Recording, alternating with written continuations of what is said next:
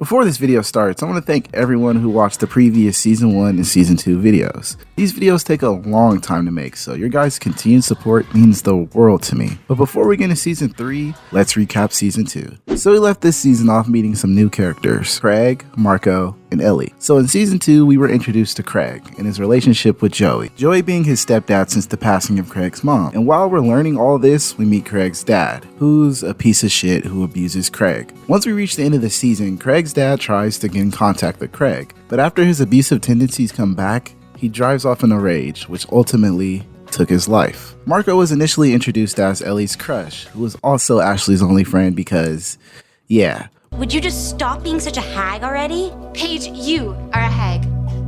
On two fronts. Your looks and your personality. Marco and Ellie start dating, but Marco doesn't advance the relationship at all. And we find out it's because he's gay. But this being the early 2000s, instead of embracing it, he's ashamed, and he tries his best to hide it with the help of Ellie. Speaking of being ashamed, let's talk about Hazel. Hazel didn't do much in Season 2 except be Paige's best friend, but there's an episode that deals with others' cultures, and she pretty much lied about being Jamaican when she's actually Somalian. What else? Toby gets a girlfriend. Let's see how that works out. Jimmy hates Spinner because he stole his MP3 player. Oh yeah, by the way, Spinner is broke, but there's something going on there with him and Paige. Emma is still annoying as fuck and damn near ruined her mom and Mr. Simpson's whole marriage speaking about grown people's business, but at least her and Sean made up. Let's see how long that lasts. Liberty is still crushing over JT, and JT is still keeping smiles on our faces. And last but not least, Paige. Season 2 is Paige's season, as she goes through the most traumatic thing any young girl could ever go through. And throughout this season, we see her struggle and cope with what happened, while all her friends just want to know what happened at all, because she chose not to tell anybody. But this all leads up to a confrontation of her and Dean at the basketball game. But with her friends finally knowing what happened, we get JT to the rescue and a nice conversation between her and Spinner. So now with all that being said, let's watch some Degrassi. So Season 3 opens with another two-parter, and this one is titled Father Figure. And everyone in the Nelson Simpson residence is going crazy because there's a baby on the way. And oh my fucking god, they changed the intro. So Emma now lives in the basement because of the new baby, and it's the first day of school. And ooh, Spinner and Paige got quite close over the summer. Emma is complaining to Sean about the baby, and Sean is rocking his Eminem look because that's how hood nigga white boys dressed in the early 2000s. And Spinner failed 9th grade English, so he has to retake it. And Jimmy is still mad about that MP3 player. Go ahead, guys. Laugh. Laugh at the big, fat, failing dummy. No one was laughing, hun. I was. JT is growing up nicely, and Toby still looks the same. And Emma is not playing about this whole Simpson shit. Emma Simpson. You mean Emma Nelson? Oh, I have you down as Simpson. That's a mistake. Okay. I mean, just because Mr. Simpson married my mom doesn't mean I automatically took his name. She didn't even do that. Paige's new locker is on the bad side of school, and she's not a fan. Tab in the middle of the wasteland. Well, it's got nice Smell. Ashley and Craig are now official, and Emma is looking at an old yearbook from Degrassi High. Back at the house, Mr. Simpson is getting some painting done, and Emma is not feeling this Emma Simpson shit. Today during attendance, Miss Hatsalako said Emma Simpson. I'm sure it was just a mistake, Em. The office probably got confused. How? Unless Snake said something. No. I mean, the new secretary does know you're my daughter. But I'm not your daughter. Em, what's going on? I'm his stepdaughter. I only have one dad. And he's not here. Shane? Yeah. He's had nothing to do with you for 10 years. 11. And a lot can change in 11 years. Where are you going with this? I don't know. I just thought it might be nice to actually know who he is. Or where? No. I'm sorry, but no, that's not gonna happen. Mom? End of story. It's baby shower time, and Emma's mom is planning an at-home birth. And Caitlin's back in town, and Joey has a new boo. And Emma is asking the real questions. What do you know about Shane McKay? Oh, this is yours? That's a question for your mom. I asked, and she won't answer. Then I can't either. Caitlin, I want to open your gift now. Come on, I need to know. I'm sorry.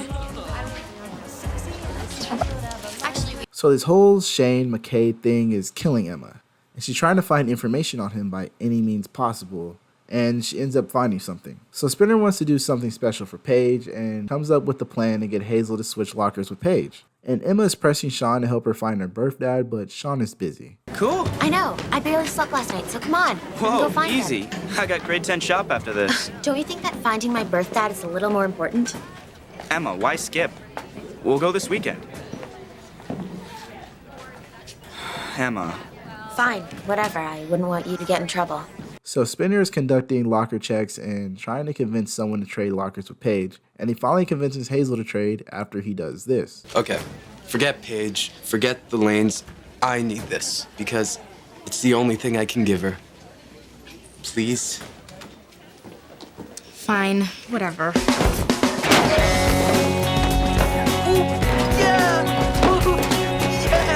Now Emma asks Craig if she'll help her find her dad, and he agrees. So now Emma and Craig are at the front door of his place, and they open the door. But... Hi, I'm Emma. And I'm Dr. McKay. How may I help? So now back at Emma's house, they're going through Mr. Simpson's Degrassi database, and they find the address finally. Paige is quite disappointed with Spinner's gift, even though he thought it was perfect. Okay, now, I know it's early, but... Happy anniversary. There's nothing inside. Yeah, we have to move your stuff first. Wait, let's throw it in reverse here. The locker is my gift? Well, yeah, I mean, it's prime real estate. You have your office right there. Okay, location perfect. The locker? No. Oh, but you're so sweet for trying.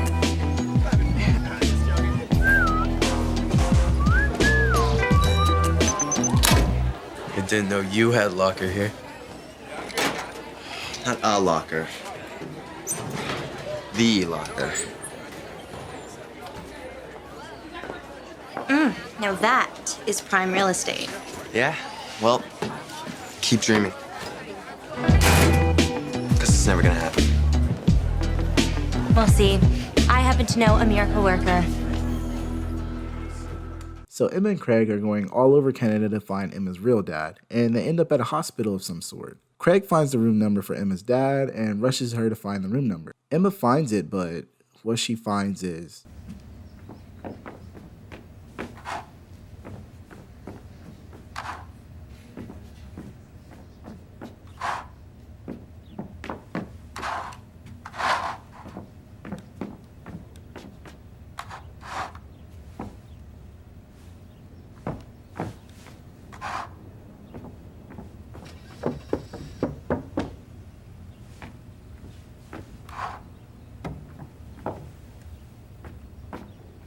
Hi, I'm looking for Shane McKay. What can I do for you? I'm Shane McKay. So part 2 opens with Emma freaking out. Jimmy and Spinner are at the skate park, and Jimmy is making fun of Spinner because Paige has him whipped, and Jimmy comes up with a revenge scheme. What you need is a backbone.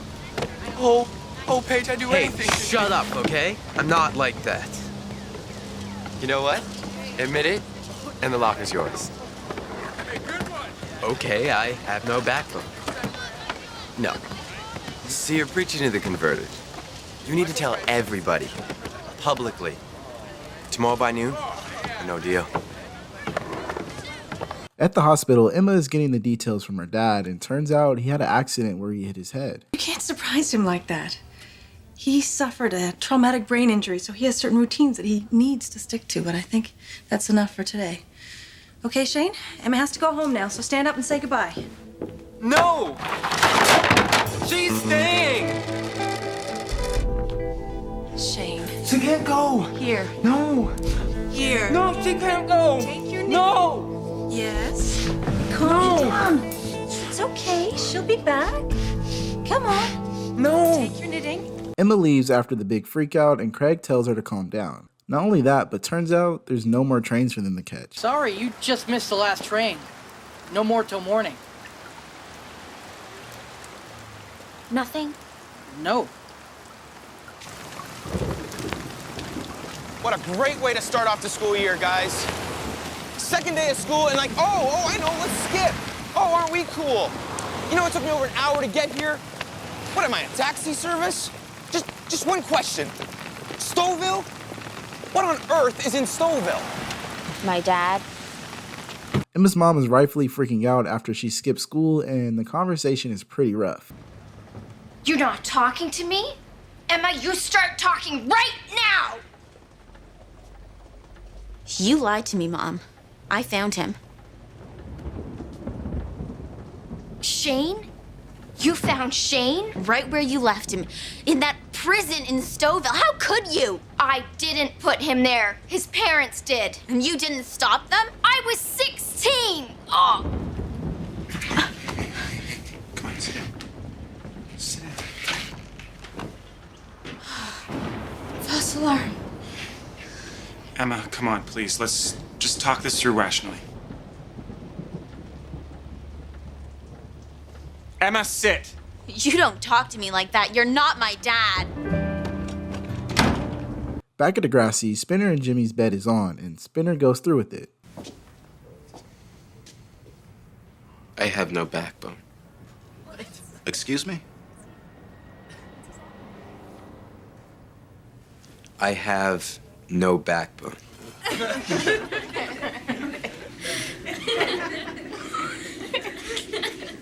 I'm whipped.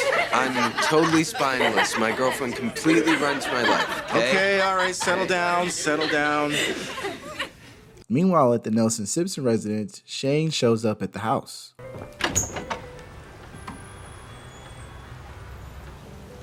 Shane. Miss me? At Degrassi, Snake finally spills the beans to Emma about what really happened. Can I talk to you for a minute? Please, this is important. You know, from where you sit, your mom looks terrible, heartless. But you don't know her side yet. When Spike got pregnant, Shane wanted to be involved, but his family wouldn't let him. And one night he took acid and he jumped off a bridge or fell, who knows. She took you to visit him once. Hi, Emma. Hi, Emma. Hi, Emma. No, I wanna... No! No! No! Your mom was afraid that he might hurt you. Okay, but she could have told me. She was waiting till you got older, and maybe that was wrong.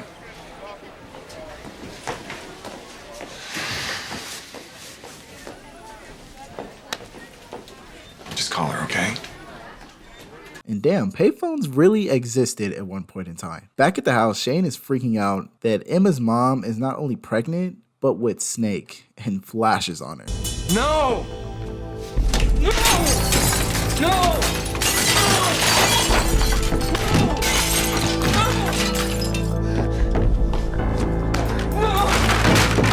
Emma tries to call her, but the line is busy, so she rushes home. Spinner is in the doghouse with Paige, and Emma's mom is trying her best to get the phone from Shane, and Jesus Christ.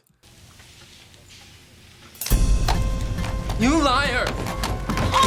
How could you lie to me again? Give me the phone! Ow! Ow! Ah! Oh no.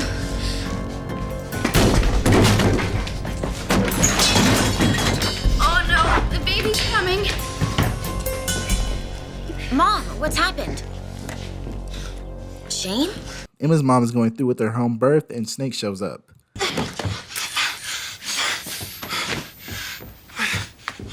What happened in here? Hi, Snake. Shane's ride shows up, and Emma and Shane share a heartwarming moment. And he's on his way. There's a beautiful baby at the house, and we get a family photo to end this episode on. Episode 3 opens with the soccer team coming back for a game, and Manny striking out with the guy again. Lisa, you did great today. Thanks. Congratulations. someone has a crush. So you think he'd be interested? In you? Oh. Spin doesn't want to be brutal, so I will. Sully, you're not really his type. But I can think of 10 guys you would be adorable with. I don't want to be adorable. Bunnies and puppies are adorable. And if you don't want to be cute, don't be. Just change your image. It's simple as that. So Manny decides she's no longer going to be cute and takes Paige advice, but it's the early 2000s, so show that belly button, girl. So Craig and Marco need space for their band, and Joey lets them use the garage. You guys, what about rehearsals? Yeah, do you need a space? I got a space. You can use my space. Your garage? Yeah. Anytime you want, all right? Rock on, dudes! Meanwhile, JT is distracted. So Joey's getting busy in the kitchen, but overhears Craig's band and gets hyped. Is that road work? This late? Ah, it's Craig's band. Could we pop in for just a minute? So you can definitely tell Joey's getting really nostalgic about this and tries to help them out as much as possible. Finding your sound? Well on the road, Mr. Jeremiah. And Joey is kind of old for the whole band thing. Joey, what's the key?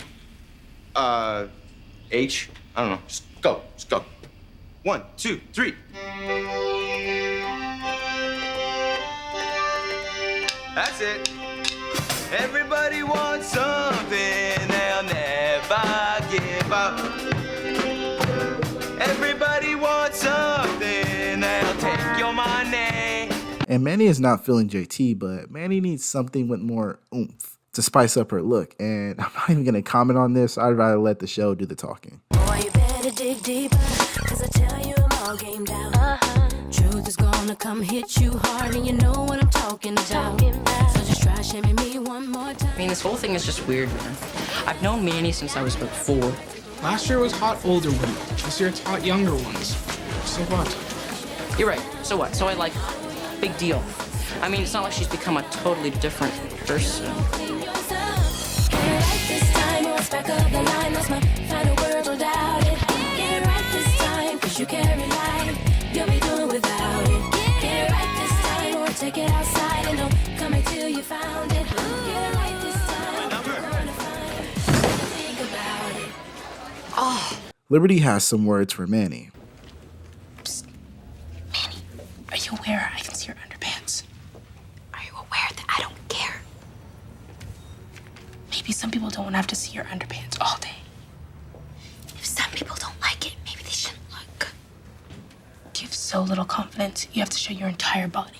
I didn't ask for your opinion, Liberty. What I wear is none of your business. Fine. But it's against the code of conduct, and if someone were to point that out to Mr. Radich, I'm sure I'd think it was his business. And later, JT just can't keep his eyes off Manny. Just go talk to her.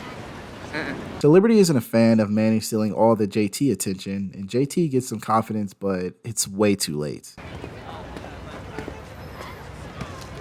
Hey, Manny, right? This thing, are you gonna be there? Yeah, well, my best friend is organizing it, so. Great, well, maybe I'll show up. Manny? People can't get enough of Manny's new look at Degrassi, and Joey meets up with Kaylin to get a video camera and reminisce about the good old days when he was in a band. So the boys get stage fright when Joey starts recording them.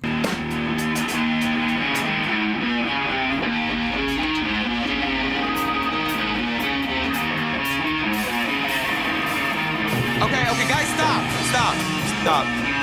Craig, I'm gonna get in your profile, man. Joey, this is just a rehearsal. I really think we should hold off with the camera. We talked about this, guys. This camera is your audience, all right? And stage presence is just as important as your sound. So Sean pulls up on Emma to talk about her presentation, but Emma isn't too happy about the whole thing because everyone was only there for Manny. But before Emma and Manny can talk, Principal Radish shows up to talk about Miss Manuela's new look. Manny, I've been meaning to talk to you about your attire. It contravenes the code of conduct. But everybody wears crop tops. It's not about the crop top. I expect you to show up tomorrow in an outfit that does not reveal your undergarments. But lowriders are in, and I've had complaints, so no more visible underwear. So back at Joey's, he finds the footage of the boys roasting him. Oh, I went too far. learn how to walk before you can run. I'm sorry, okay? It's funny. In a sad and pathetic kind of way. Dude, you seriously need to talk to him, right? George, Michael, Yeah. Faith. Yeah, shut up. What am I supposed to tell him? He's so deluded. He thinks he's in the band. I think I'll. He's embarrassing himself. He doesn't even know it. And back at Degrassi, Manny is on some other shit. Interested students can sign up on the form and sign Manny, I know you were really upset the Redditch busted you. Actually, it turned out not to be such a bad thing. Do you want to get suspended? What? I'm not breaking any rules. Manny, Mr. Redditch said... He said no visible underwear.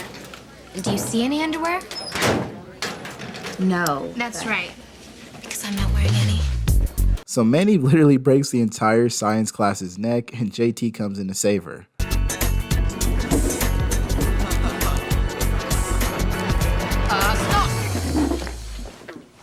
Stop! Why does Manny get to feed these frogs when I don't? JT finally gets the courage to ask out Manny, but once again, he's too late. And she's with this douchebag. Maybe go see a movie or something. See this, JT? Bye-bye. Actually, JT, I'm busy tomorrow. I'm sorry. And before things can get worse, Emma steps in to save her. I need to talk to you. Now? Sure. How could you do that to JT? What? I didn't do anything. No, you just broke his heart. Emma, come on. You're getting this huge ego. I am not. Just because I'm dressing like... You're dressing like an idiot. But what I really care about is how you're acting. I'm always there for you, Emma. When you fight with Sean, when you find out your mom's pregnant, for your stupid environmental club. It's not stupid. But the one time it's not about you, you do this to me. I'm just concerned. Because it sounds more like you're jealous. You know what? Just forget this. Fine. This is who I am now, Em. And if you can't accept that, then don't talk to me. So Craig comes home to a sad Joey, and he tells him it was just a midlife crisis thing. And Manny is now friendless and is now hanging out with this douchebag instead of her real friends now. So this season isn't playing with the two-parters, and we have another one, and this one is titled Pride. So this episode opens with the gang going on a beach trip with Marco. Marco meets Paige's brother Dylan, and if you've been paying attention... My oldest brother's gay. So Spinner is already going crazy with the insensitivity. Yeah, I'm not carrying that. Why not? What, you want me to look like some homo? No, not homo as in gay. Homo as in, Milk? So back at the Nelson Simpson residence, Simpson is sick, and that's no good for baby Jack. So he calls up Joey to hang out at his place. Back at the beach, Ellie and Marco are going through it, and Ellie isn't doing the lying to save Marco thing anymore. Everyone's playing a fun game of volleyball while Ellie sits on the sidelines and mopes. And Marco is getting to know Paige's brother very well. And at Joey's place, Ashley and Craig are excited to get some alone time, but... Still here. Wow. You look awful. See you too, Jeremiah. Uncle Archie's here! Yay! Joey? Yeah, I forgot to tell you, Snake's spending the weekend with us. What? Yeah, I got a cold. Spike's a little crazy about germs in the baby right now, so... Oh, so you can come here and infect us. No. He gets to help out with the babysitting. So back at the beach, Paige's brother has a suspicious hunch about Marco. But Paige shuts him down pretty quickly. Not everyone is gay, Dylan. I'm freezing. Who's gay? Dylan thinks Marco is, even though he and Elle have been dating forever. Like I've never dated any girls. What's your take on this, Hazel? Well, as someone who had the most pathetic crush on Marco last year, join the lineup. He and Ellie are soulmates. Sorry. And Spinner has some interesting thoughts about gay people. That was bad. that's just wrong. What? He's gay. So they do. Yeah, but it's gross. I mean, touching another guy and kissing him. You were all over Marco just a second ago. Yeah, that's funny. I mean, They should just put them all on an island or something. Right, because, that's the answer, right? Meanwhile, back at the house, Mr. Simpson is playing some Xbox and this happens. Mr. Simpson? Must have taken that last turn a little bit too hard. You're bleeding. Should I call Spike? No. No, I'm fine. I'm just a little overstimulated. Now everyone is at the beach enjoying some food, and Spinner's pressed that Marco isn't racing to get some alone time with Ellie. Why are you all the way over here? Ellie's over there. Go be a boyfriend. And Ellie, being tired of all the lies, exposes the truth. Marco? Hon, it's okay. He's your boyfriend. He's not my boyfriend, actually. We broke up. Didn't we, Marco?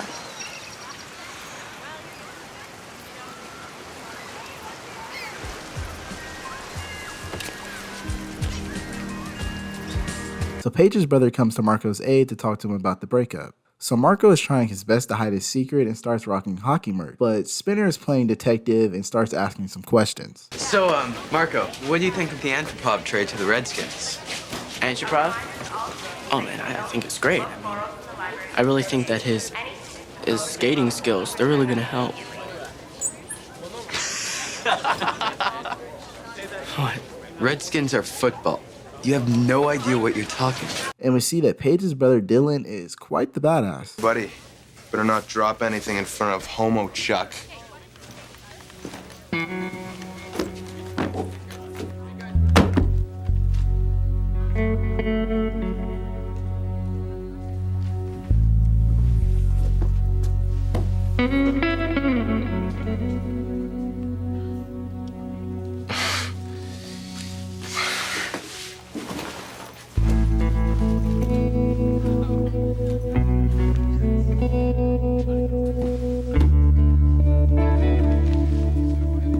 Thanks.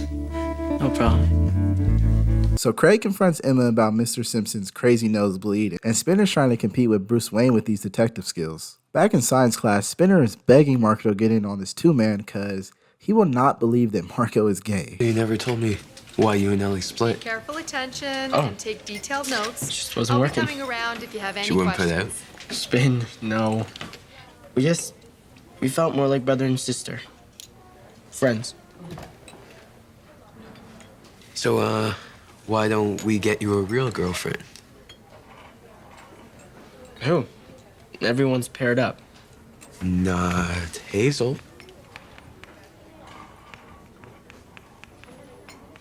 What? I mean, she's single, she's hot, she liked you last year. I mean, what's the problem?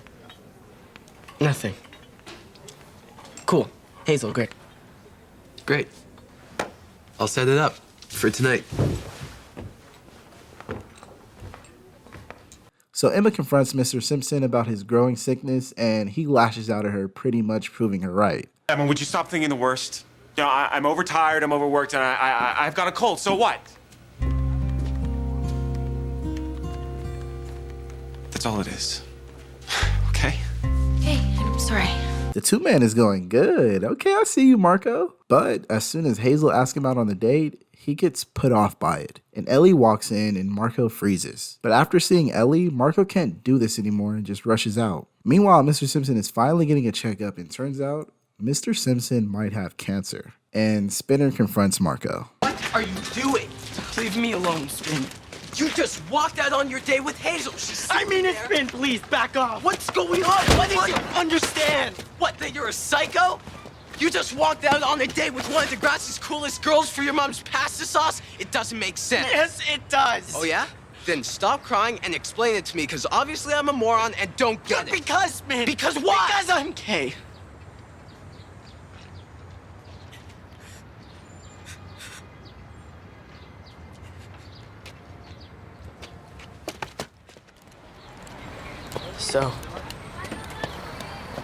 So what? Look, Spin,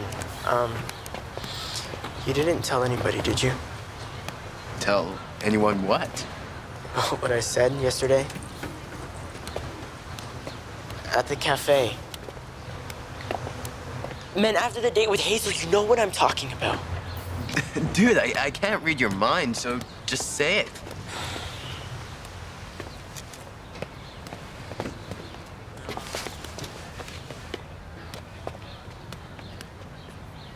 That I'm gay? Oh, that. Well, you know, maybe I did. Maybe I didn't. Marco confides in Ellie about everything, and now, anytime anyone talks, Marco is on edge. Keep what a secret. Yeah, what's the big news?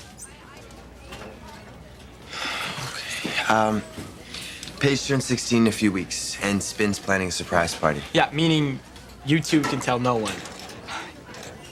Guys, I'll carry the secret to my grave, okay? Emma checks in with Mr. Simpson, and he swears he's fine, but definitely a bit worried about the whole thing. So Dylan gives the boys some tickets to a hockey game, and Spinner just can't help himself at this point. Hockey, ooh, boys night out. Could you two be bigger fats? Now it's time for volleyball, and the Spinner-Marco tension is pretty high. Why you want to come anyway?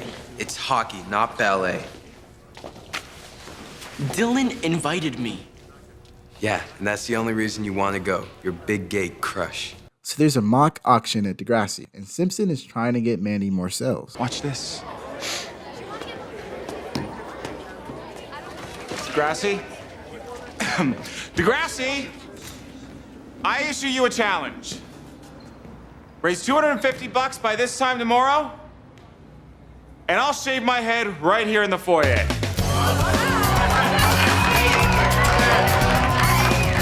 Make me proud, people.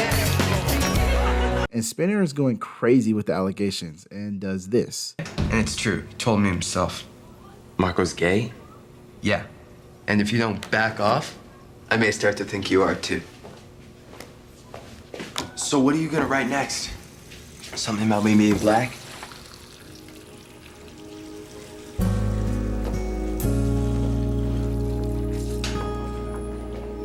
Ellie is trying to help Marco, and even Jimmy comes through and tells him to just come to the game and ignore Spinner. Back at the food spot, Paige is trying to convince Spinner to come around, and Spinner just won't budge. Okay, hun, get over it already. Paige?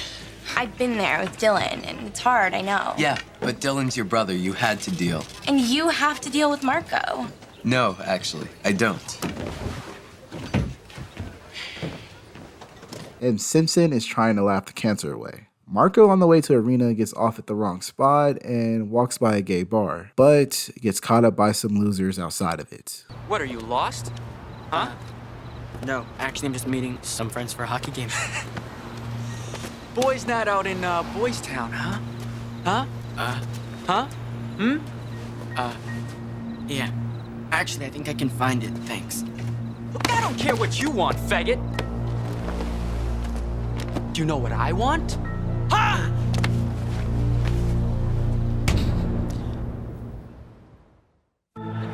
Dylan! Dylan! Let's go! Let's get hockey! You're such a cheerleader. Open your eyes. Dude, it was next? No, it's you being a loser. Look, if Marco gets here before I get back, just don't act like a psycho. Yes, Mom, I'll be nice to your girlfriend.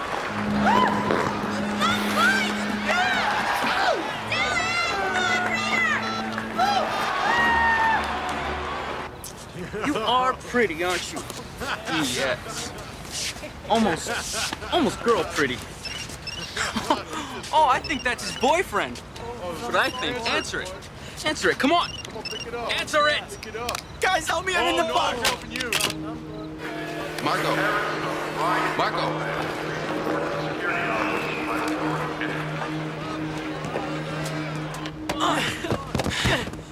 Come on, get up. Come on.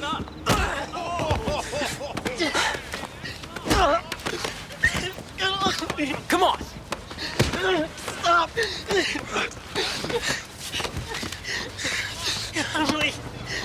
Get up.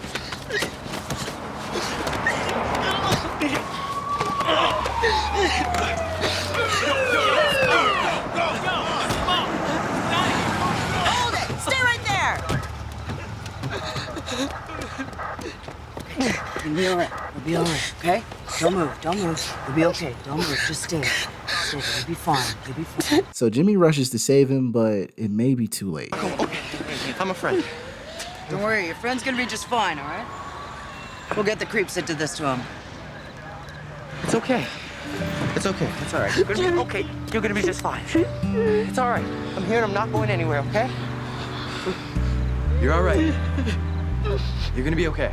And Ellie is pressing Marco to be himself, but when Dylan shows up to try and help Marco, he just pushes him away. And Mr. Simpson got that Michael Jordan cut. But Emma isn't taking the cut too well. So Spinner tries to make light of the Marco situation, and Jimmy doesn't want to hear this bullshit. The guy gets a black eye, and it's the end of the world.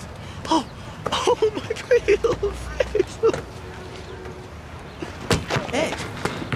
Look, you weren't there last night when I found him, okay? Okay, calm down, hero. Just relax. You're such a loser. Why? Because I'm not all broken up over Marco and his stolen dancing shoes? Look, if he would have walked to the game with us, none of that would have happened. Last night was his fault, not mine. Emma and Simpson are having a bonding moment after we find out the cancer is official. And now the news is out. Hey, Marco. I always knew you and Dylan were meant for each other. What?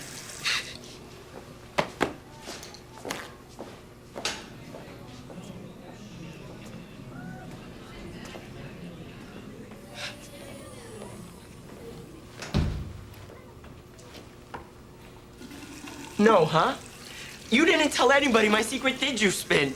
I don't need this. Man, all I did was tell you the truth. I never asked you to. And just like I didn't ask to be gay.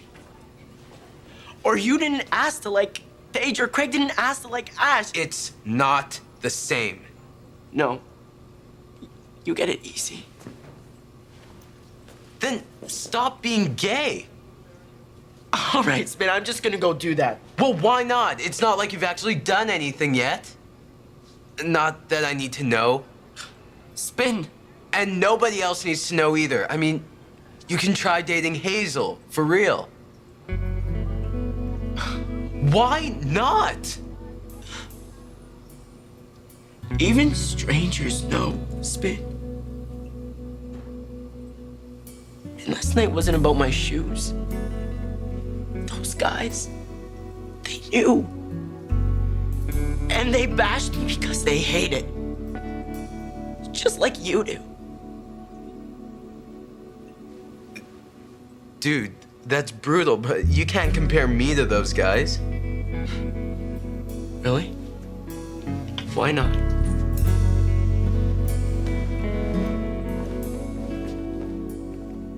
So Sean is at the house and his brother got some doonies, but Sean is kind of sad that him and Emma haven't been able to hang out much. So there's a new kid at Degrassi, Jay, and him and Sean are going at it. Ooh, not a ticket. Hey, give those back. What are you, his bodyguard? His friend.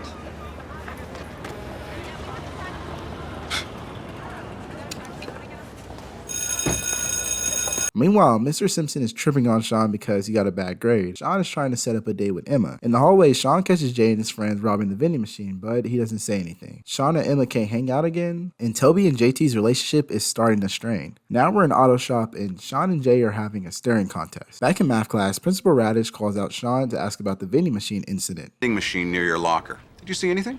No. Really? Some students said that they saw you. They saw me what? I'm just trying to get to the bottom of this. So that points to me, the poor kid. That's not what I said.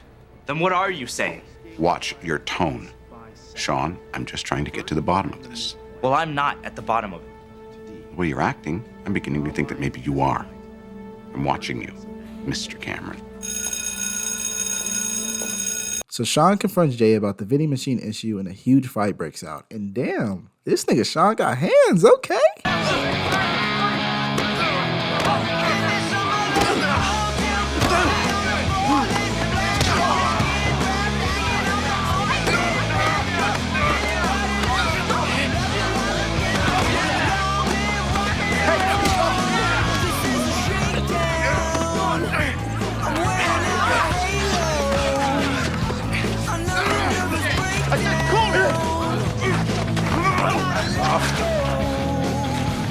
Jay tries to be cool at Sean and calls out the fake hood nigga look.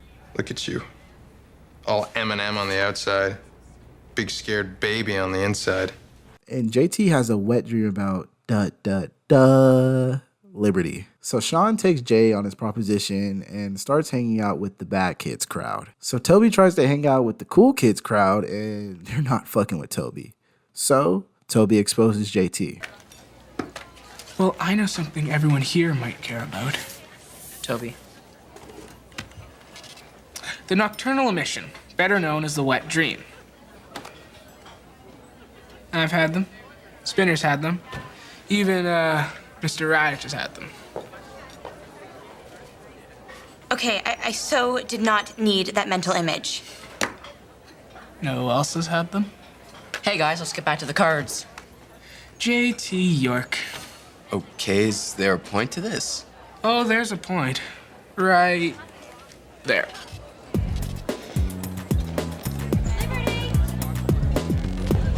Okay, that may make sense in Yiddish, but I'm still lost. So was JT this morning. In dreams of liberty.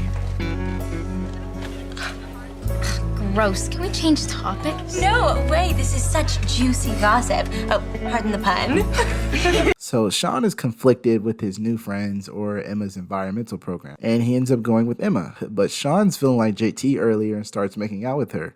But Emma ain't doing no hoe shit.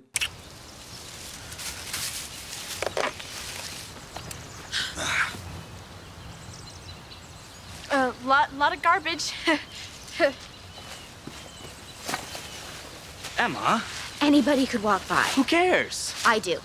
So Sean confronts Emma about her being a boring stick of mud, but Emma has something to say. Tight. Why? Because I didn't want to, make out in front of other people? No, because you never want to do anything. Not with me. I just spent my entire lunch with you. Yeah, cleaning the ravine. Well, sorry that I care about stupid, unimportant things like the environment. That's all you care about. Emma Nelson, environmental crusader, a babysitter, a nurse. Snake has cancer, Sean. Yeah, I heard. Fine. Tomorrow you spend lunch with those losers. You know what? I will. Because at least they're fun. Fun? And you? You're just pathetic.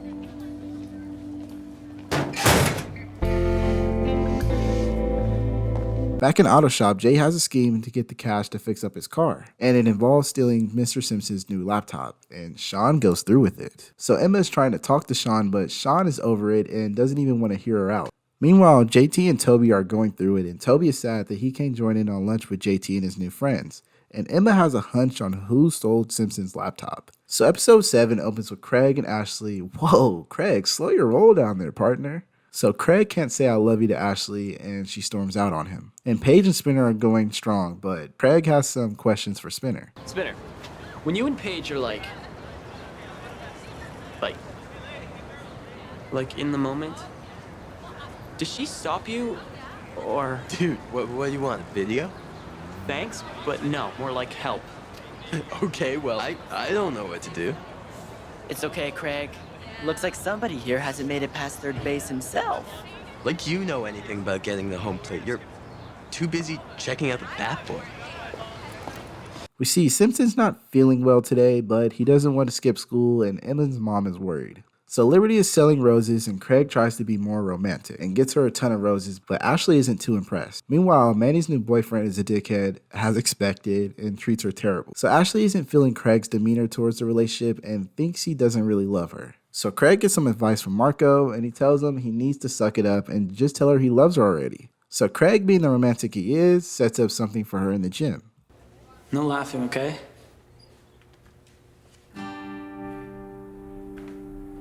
Something about the way you shine. When the lights go out, I wanna make you mine. Something about the way it seems. You're always here in my dreams. And when there's no one there, no, I'm not scared, but I'm in love.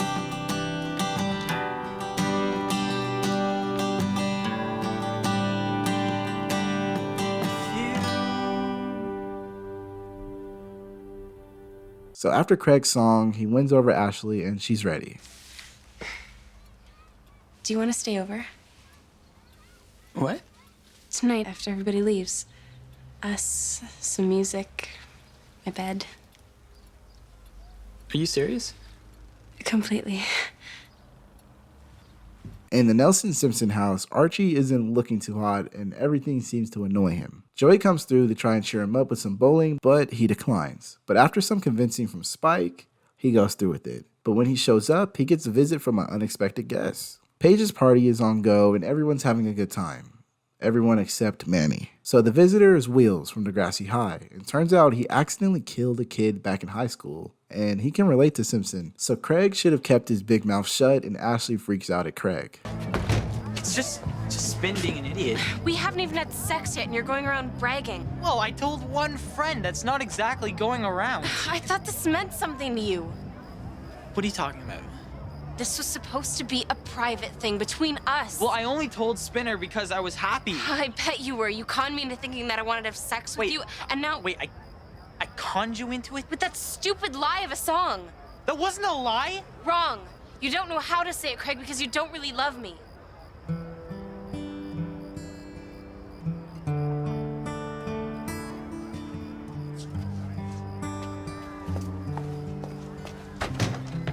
So back at the party, Craig is pissed and Manny sees an opportunity. Craig! Hey! Not now, Manny, okay? What happened?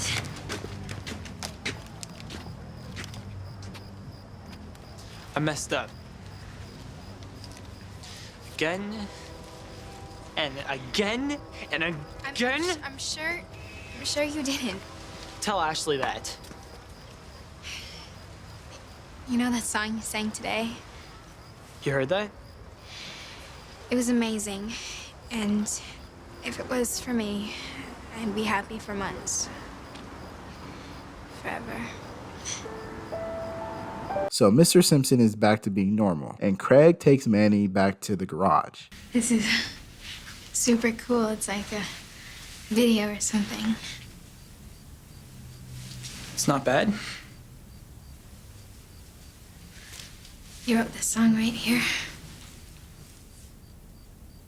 Will you play it for me? Please? Yeah.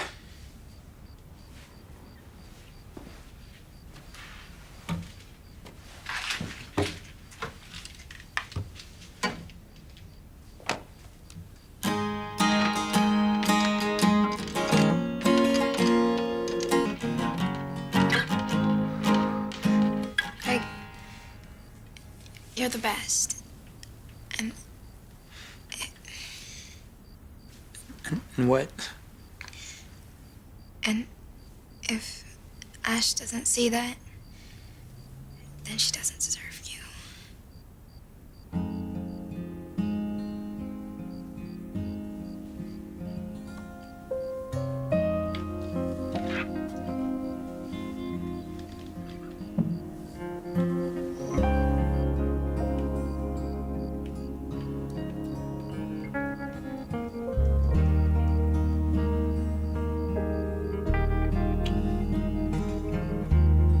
It's okay.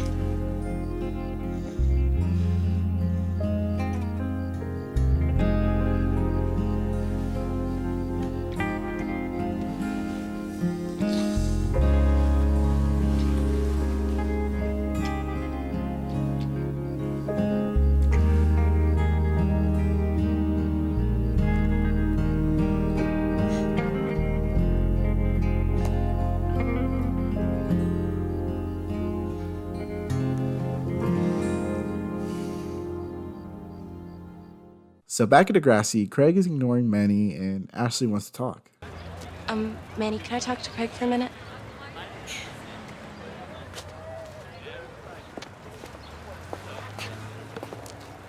Paige and I had a long talk after you left, and I am so sorry. I completely overreacted.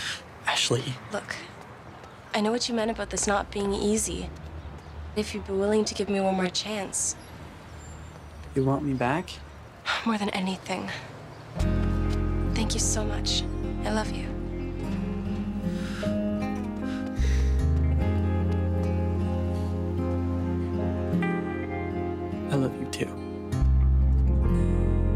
So we find out Ellie is a military kid and her dad's heading off on another mission. Back at Degrassi, Terry has a secret admirer. Besides, my luck, it's probably the janitor. Please, it could be anyone. I know who I want it to be. You've got the hots for Rick? Shh. You should ask him out. What if it's not him? I gotta get to class. So Paige has an interview at the TV station and Ellie is interviewing at the same spot, and that makes her really nervous. But when Paige fake accidentally spills some juice on her shirt, it only makes her more nervous. It's time for the interview and Ellie is low-key bombing it. So Terry finds out who her secret admirer actually is. Grace, Hello? do you know what I'm thinking? No. Oh, I think you do. Toby, stop being weird. Till next we meet. Or maybe your admirer is Toby. Ellie makes it back to the house and her mom is passed out drunk. Mom, you okay?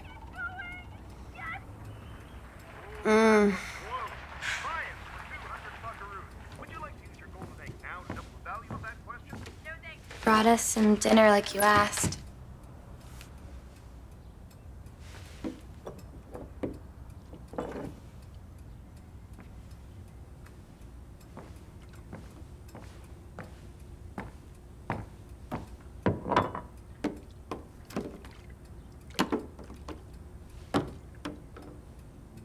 This makes her super depressed and she does something terrible.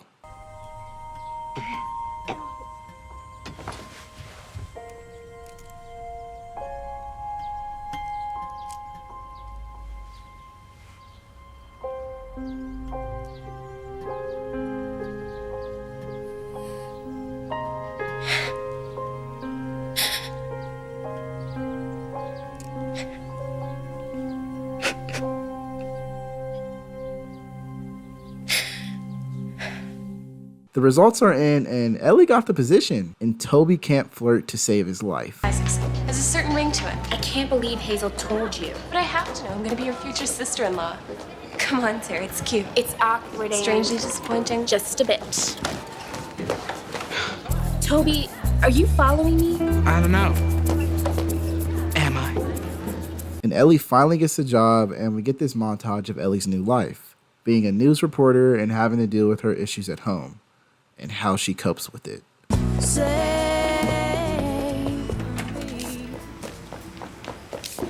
I need a late slip, please. Note, I was at my co-op and board policy states that all students must provide a note. it won't happen again. Please, can I just go to class? You were late twice last week. 3 times the week before. You could lose your placement over this. You're not serious.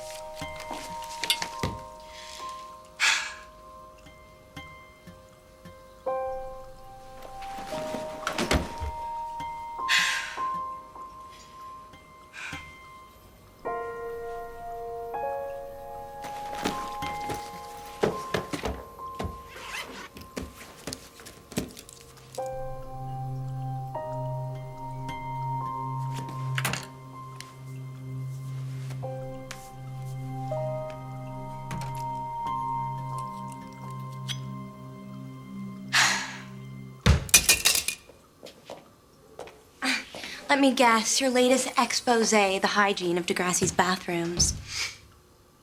I'm running late. Ew, Ellie, you're bleeding.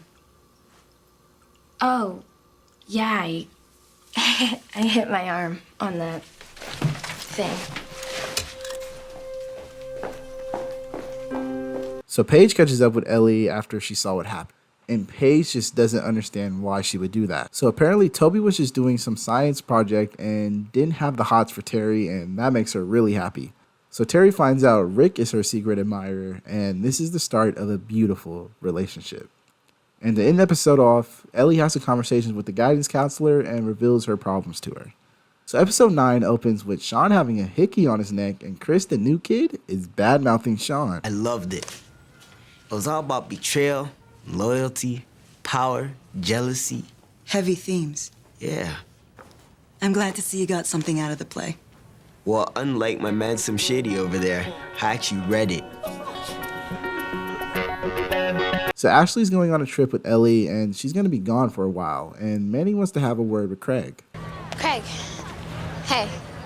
How are you? I'm good. How are you? I miss you.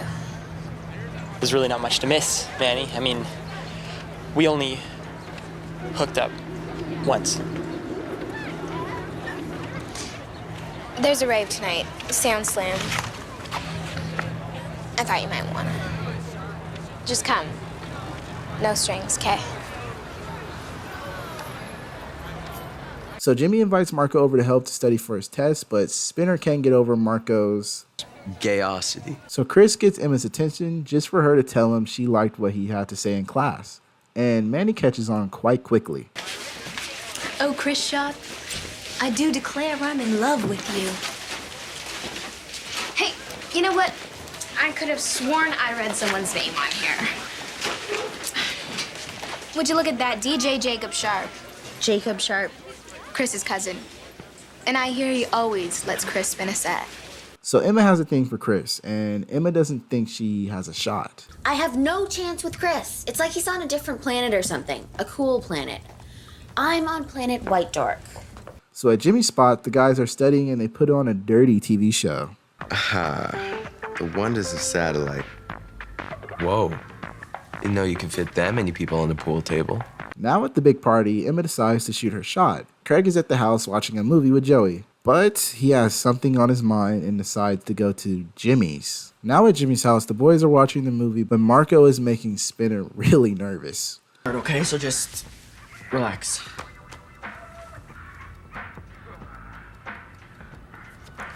Spray cheese, anyone?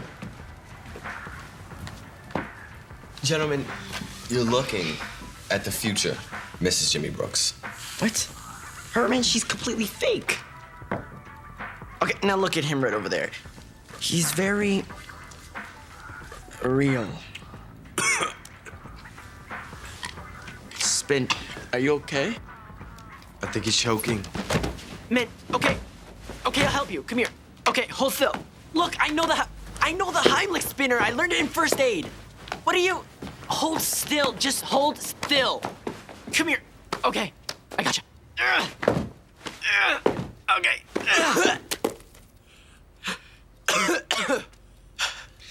Well, that was new carpet.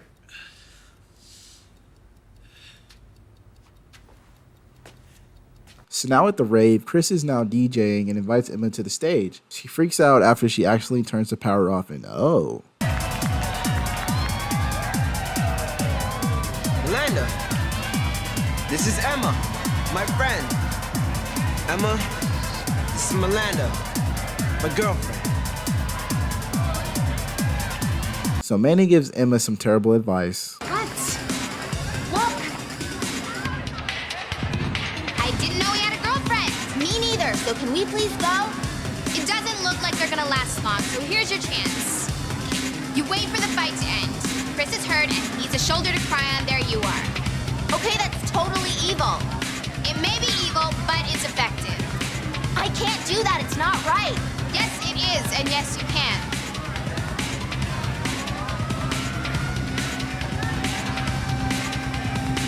Whatever it takes, right? I'll go get us some water. So Craig's here now, and Manny invites him to dance, and Craig accepts. Why not? Back at Jimmy, Spinner is mortified of sleeping in the same area as Marco, and Jimmy tells him to shut up and just relax. So Emma takes Manny's advice, and Manny is taking advantage of the situation. I should go. Don't. friend. It's okay. I can keep a secret.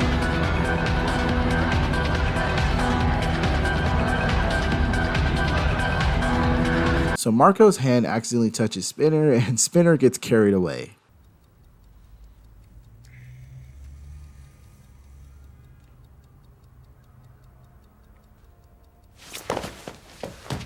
I knew it. I knew you were gonna touch me. What? Man, it was an accident.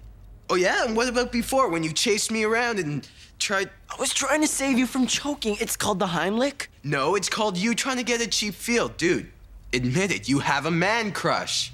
On you. And you've got to be kidding me.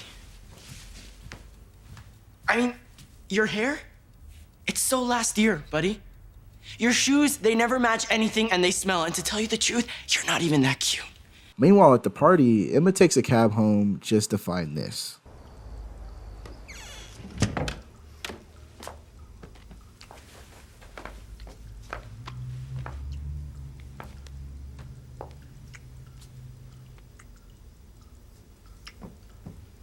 Emma, I'm sorry. I thought you wouldn't be back till late. And Chris has a girlfriend, remember? I gotta go. Yeah, I think you'd better. You abandoned me at the rave so you could come here with Craig. I'm sorry, okay?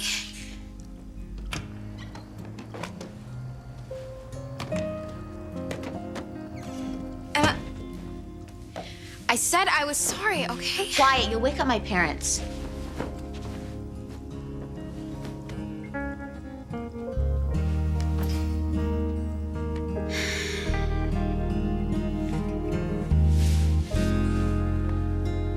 So Spinner and Marco make up, and Marco explains that Spinner is not his type. So Manny tries to explain to Emma their beef, and I'm just gonna let this play out. I explained already. I thought you weren't coming home till late. Don't you feel bad about what you did? Or feel for Ashley? If Craig really loves her, then why does he keep coming back to me? Keep coming back. Manny, don't tell me. No, you knew Chris had a girlfriend. Which is why I came home. I think you chickened out. I made the right choice, and it's something you should think about. You want me to make a choice? Fine. I choose to stop hanging out with you. You don't want to be friends. Not with a stuck-up prude princess. Good, because I don't want to be friends with the school slut. Episode 10 opens with Rick being super nice to Terry, and there's a play. And Terry's the lead, but Rick doesn't look too happy, but he puts up with it to make her happy. So the play isn't going too good according to Jimmy, but Rick thinks with his expertise, the play would be a lot better. Breathing, always breathing. Just... So JT is getting real close to Paige, and Spinner isn't too fond of that. Great. JT again. JT wanting Paige around I can get, but Paige wanting JT around? Well, she had a hard time last year, and JT was there for her, so she feels she owes him. But you don't. Tell him to get lost. So I said to Gavin, whose dog is it anyway? Hi, Ann. Hi, Paige. Bye, JT. Run along now. Join the other children. Bye, JT. Run along now and join the other children. Dude, don't. I really hate that. Dude, don't. I really hate that. That makes me crazy. That makes me crazy. JT, shut up. We're all...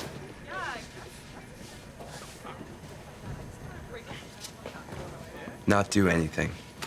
Jeez, might want to cut back on the red meat there, Tiger. So Rick is being quite a bit overprotective of Terry. Known Jimmy. Since 7th grade? Good friend? Sure. I like him. But not like that. You're the only guy I care about. You sure? I'm positive. You make me so happy. Happier than I've ever been. Now with the dot, Rick decides to order for Terry, and he tells her to get salad instead of a burger, and everyone thinks that's just strange. What about a burger? Oh, why not a salad? You said yesterday you're craving one. Does anyone really crave salad? What kind should I order? Go for garden. Light dressing. Healthiest choice in the menu. Sounds perfect. Make that two, my good man. Okay. You're always looking out for me. So someone's messing with JT, and they're taking it way too far. Roses are red, Violets are blue. My name is JT York, and I love you. P.S. Love the pants. Mr. Radich, I did not write that. It's some kind of prank. I'm relieved to hear that. So Jimmy has had enough of Rick taking over and puts his foot down, and he tells him to stop with the bullshit. Look, I really appreciate your help, but some of your tips are getting in the way. Examples? Well, the breathing. I mean, Terry, sounds like she's smoking. And this 3/4 rule. Oh, I was only trying to help. I'll go talk with her. Now, you know what? We're going on this afternoon, so I will, because I'm the director. And JT gets back at Spinner. Come on, it's classic.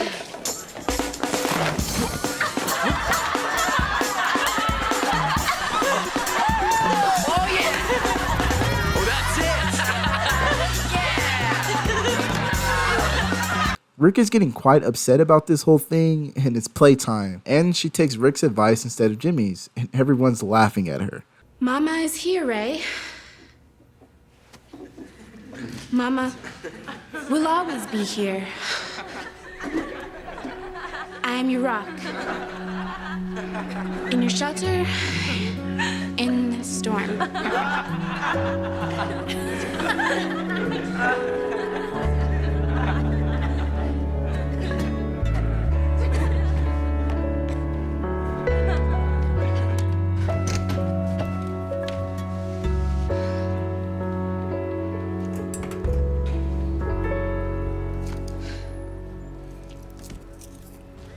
So what film should we see? That British report got fabulous reviews.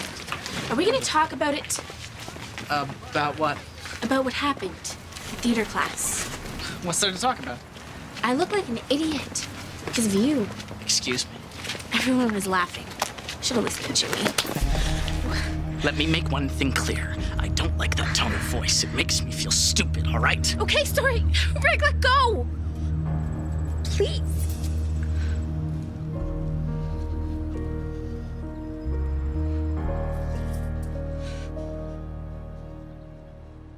So after their altercation, Rick tries to apologize with some flowers, but Terry isn't hearing him. But once Rick gets to talking, she hears him out and takes him back. So the girls need to hear the details of what's been going on with Rick and Terry, and Hazel notices something on her arm. What happened to your arm? Oh, volleyball serve. Another reason to hate gym.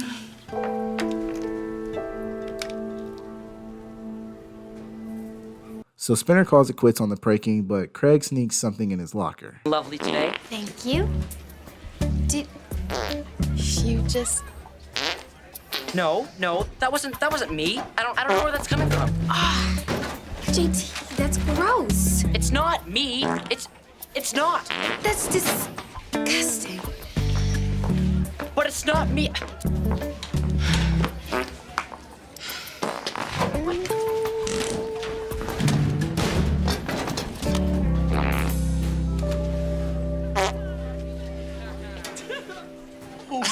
Oh, man.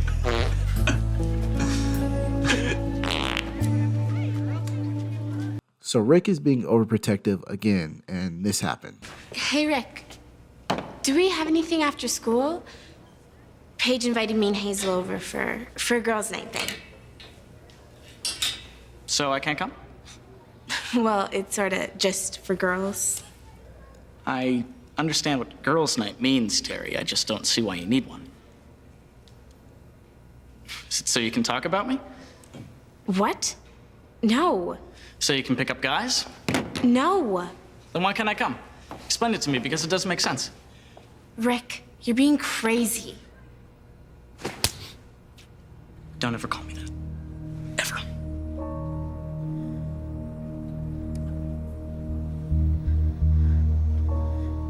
Terry, I'm so sorry.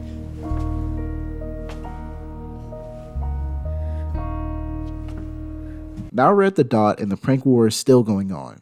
JT, you're here to eat, right? Absolutely. Why would I want to cause trouble for you at work?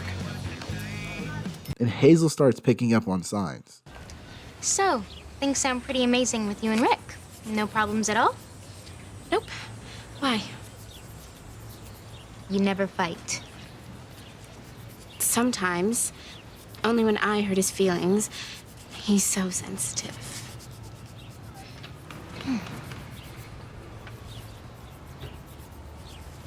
Terry, what's that on your lip? It's just a cold sore. So gross. So then, what's this? It's nothing, just... I mean, if he's hurting you, you tell me, right? I can't believe this. I'm just concerned. You're jealous. Jealous? Nobody loves you, and he loves me, and you want to take that away? Terry?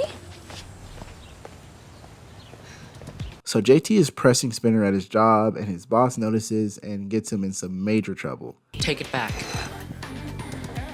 That is the third time. The burger is fine. Eat it. The customer is always right. Take it back.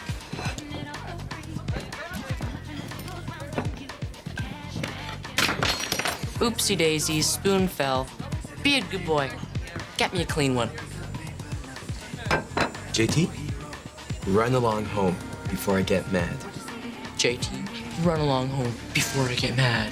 Don't do that. It makes me insane. Don't do that. It makes me insane. JT!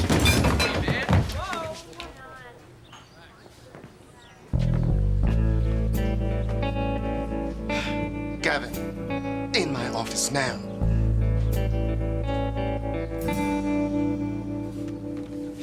Back at Paige's place, Terry was just leaving but runs into Rick on the way home and... Rick, what are you doing here? I was waiting for you to come home. I have something to tell you. Well, now's not a good time. I wanted to tell you that I love you. And that you're special. That's really sweet, Rick. But I need to be alone. Me and Hazel had a fight. Well, one, I'm not surprised. Two, let's make a rule. You see Hazel and Paige in school, only. I need to go. I need to think. About what? Leaving me? I don't want to, Rick. I love you. It's just that you're suffocating me.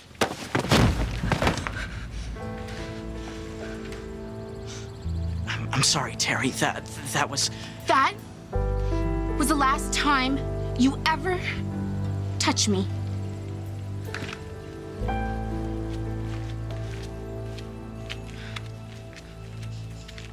So JT apologizes to Spinner and they're cool now, but not before he gets one last prank off. Gavin, if only you could apply this passion to your poems in class. Oh, Miss Kwan, your hair kissed by the wind, your lips kissed by me. Spinner Mason.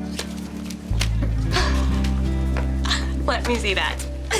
And Terry sends a message to Rick letting them know they are no more. It's Christmas, and episode 11 is a two-parter titled Holiday. So Christmas this year is being celebrated at Joey's house. Craig gets a surprise call from Manny. Jeremiah residence. Hey, it's Manny.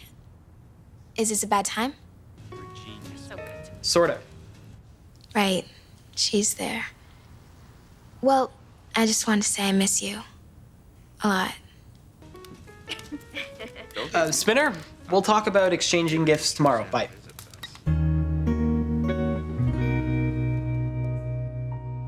And Craig's sister has a big Christmas play. But Craig notices something in his viewfinder. Craig goes backstage to catch up with Manny, but there's must in the air. And I think I know where it's coming from.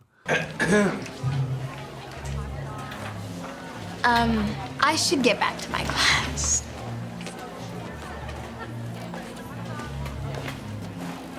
So Spinner is congratulating Craig on having two women. Dude, you are my inspiration. You're a man among men. I need details. Like what it's like being a stud. Nerve-wracking? Come on, you have Ashley, gorgeous, smart, like a fine champagne, and then you have Manny, cute, adorable, hot, like ice cream, but hot. Very hot. So you don't think it's wrong? For me, yeah, but for you? No. What do you mean? Well, I have Paige. I know she's the one, but you're not sure yet. You're still sampling both. It's a try before you buy kind of deal. Not to mention, you're a big stud. Yeah, well, I get around. Joey's back at the house with Caitlin, and they're getting a tad bit close, but then Sydney walks in. Oh, Sid, quick, what do you do for a burn? Put it under cold water. Actually, hot water works better. It's homeopathic. Right. Well, I'll leave you guys to that. Just show myself out. Oh, great job on Angie's costume, by the way. So Craig finally meets up with Manny at the garage, and they are wasting no time. So Manny gives Craig his gift, which is a cute scarf, and Craig asks her what he should give her. And this is her response. I want you to dump Ashley.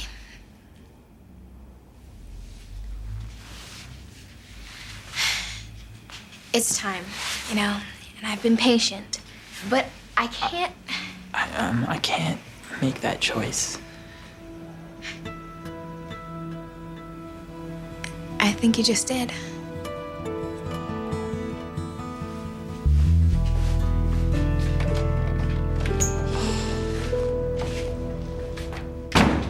So back at Degrassi, Craig and Ashley are singing a duet, and Craig notices Manny and gets thrown off his game. Sydney comes by and visits Caitlin and gives her some flowers, and wants her to come by the house to watch Craig's sister. So Craig spots Manny in the hallway and confronts her. Manny. Manny, stop. Come on. It's just... I love you, Craig. And I thought you felt the same way. But I do. It's just... Ashley, I know. And she might love you. But not as much as I do.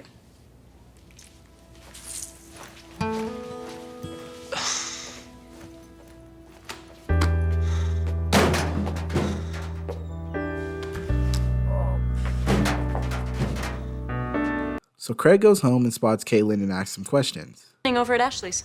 Yeah, I am. Later. And maybe you can help me. Sure, I'll try. Okay, if you're with someone really great, like Ash, that should be everything, right? So, I should feel lucky. Okay, believe me, I'm no expert, but love isn't about luck. It's about being with the right person.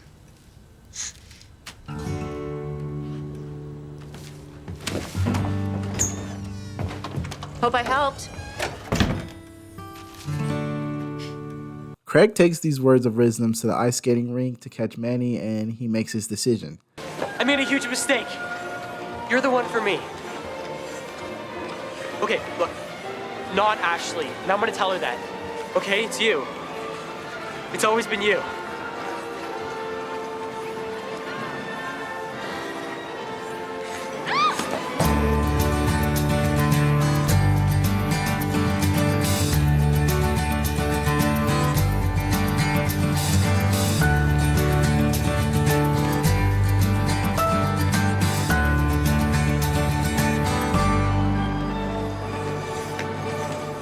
So Caitlin gets Sydney's handmade dress dirty, and she doesn't like that. Made it for your pageant, not so you could watch TV and spill stuff on it. Oh, Sydney, don't be mad at her. I'm not mad at her. Joey and Caitlin talk outside, and Caitlin just knows Sydney hates her. But then this happens. Such a drama queen. Sorry. It's nothing to be sorry for. It's the holidays. It can be tough. I know.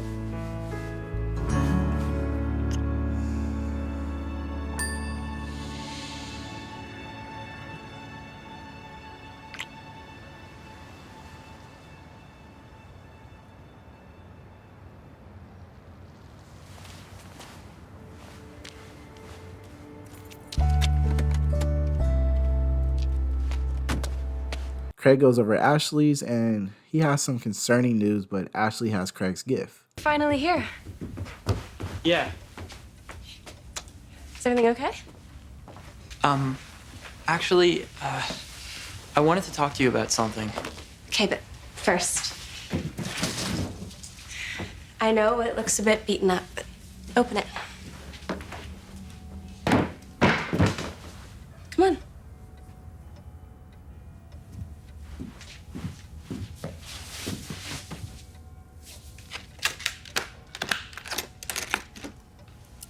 was my grandfather's. He played it back in the 40s with Django Reinhardt. He left it to me, and now I want you to have it.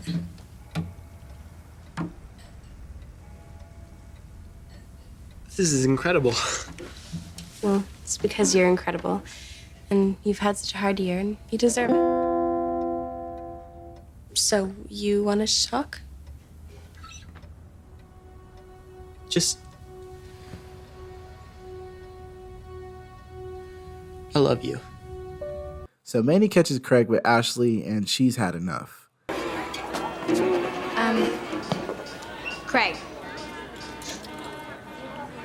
Dress rehearsal. I need to finalize your makeup, so... Sure. Damn, I now understand what girls mean when they say gaslighting. Did you talk to her?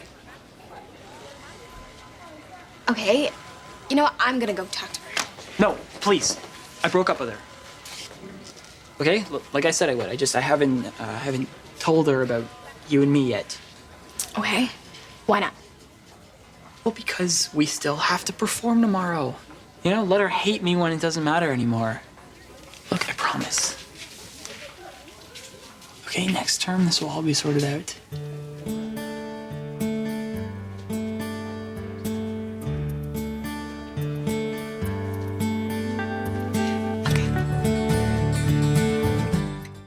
So Craig and Spinner are Christmas shopping, and Craig is picking out gifts. Well, one girlfriend down, one to go, right?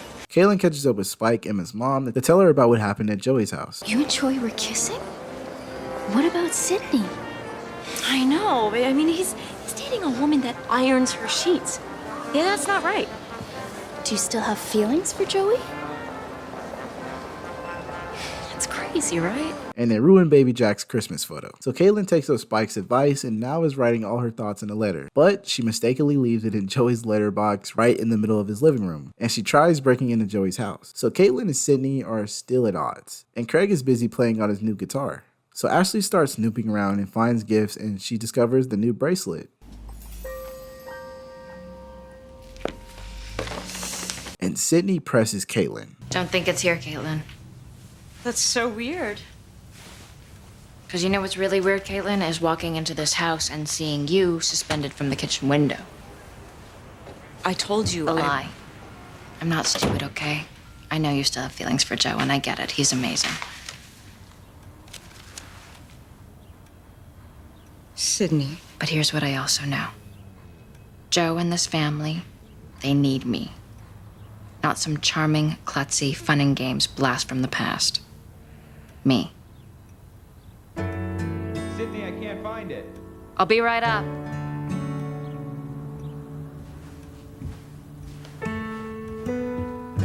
Hey, Craig, give that to me. it's for Joey. I said, give it to me. Where are you going? Merry Christmas.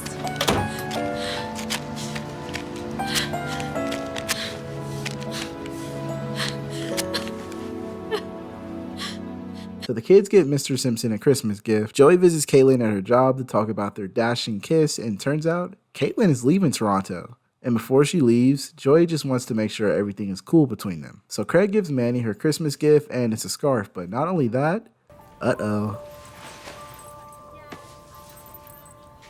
So Manny is in charge of makeup for the school performance, and she's doing Ashley's makeup. But then Ashley notices something on her wrist, and the secret is out. Where'd you get it? Just a guy. You know, a guy I've been dating a while. Really? Who? Just a guy.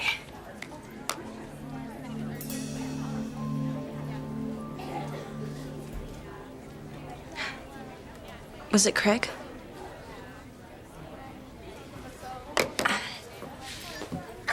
Ashley, I'm sorry. He didn't want me to say anything, because he knew you'd be upset about him moving on so quickly. Moving on. We're still together.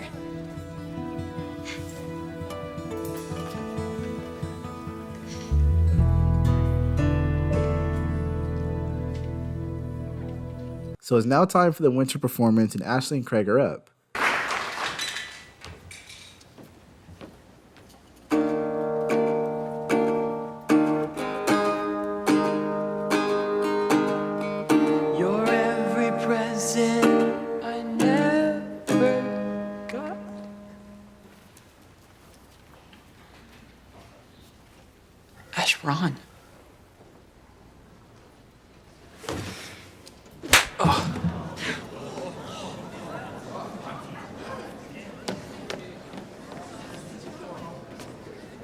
yeah, that didn't go so well. What are you doing? Me? What am I doing? What about what you did? What? Manny Santos. How could you? I mean, you and me, Craig.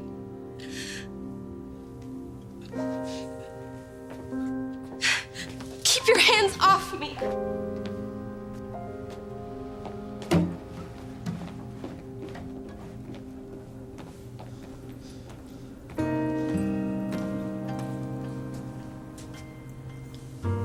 You told her. No. No, I didn't. Well, then how did she find out? Because you're stupid, Craig. You didn't think that she'd find out about me. And you didn't think that I'd find out about your lies.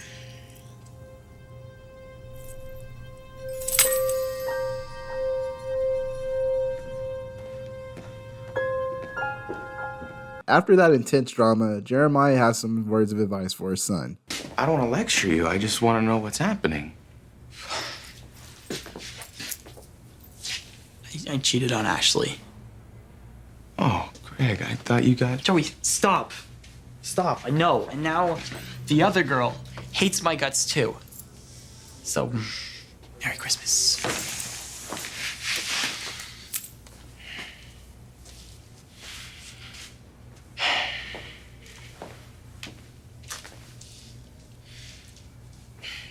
Did I ever tell you that Caitlin and I were engaged once?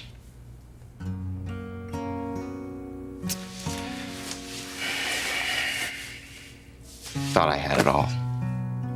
But I was young and stupid. And I cheated on her with a girl named Tessa Campanelli. Caitlin found out, and it was one of the biggest regrets of my life. So I know what you're going through. And you'll get over it. I know it doesn't feel that way now. But trust me, you'll be okay. What, like you're okay? Like Caitlin's okay? You guys never got over each other, Joey. Caitlin and I are friends now. Come on. I can see how it is between you guys. Even Sydney can. What are you talking about? So that talk that was meant to be advice ended up turning into another situation altogether. And now Jeremiah needs to speak with Sydney. Hey, Joe. There you are. Did you find Craig? Is everything okay? Yeah. Sneak, can you watch Angie for a second? Sydney, can I talk to you over here, please? Sure. Sid, I feel strange even bringing this up, but I have to. Joe, you're making me nervous over here. Craig said he overheard you talking to Caitlin yesterday. Oh? Did you say anything to make her go away? Yes, And why would you do that? because every time I turn around, there's Caitlin. She's supposed to be your ex. She is. You sure? I put a lot into this, Joe. I want this to work. I need this to work. Because I love you.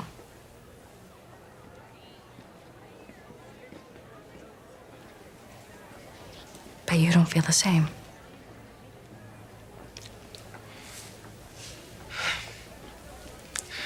Sid. Then tell me I'm your first choice. Tell me you love me more than Caitlin.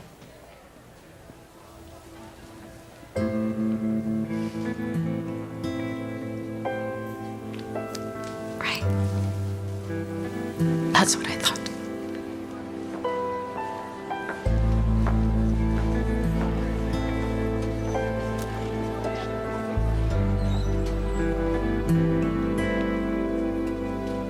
So now we cut back to Caitlin and she has a visitor.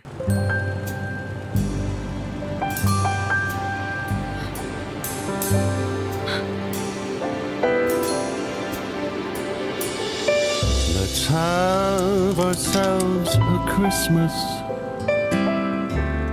Hang wishes from the tree.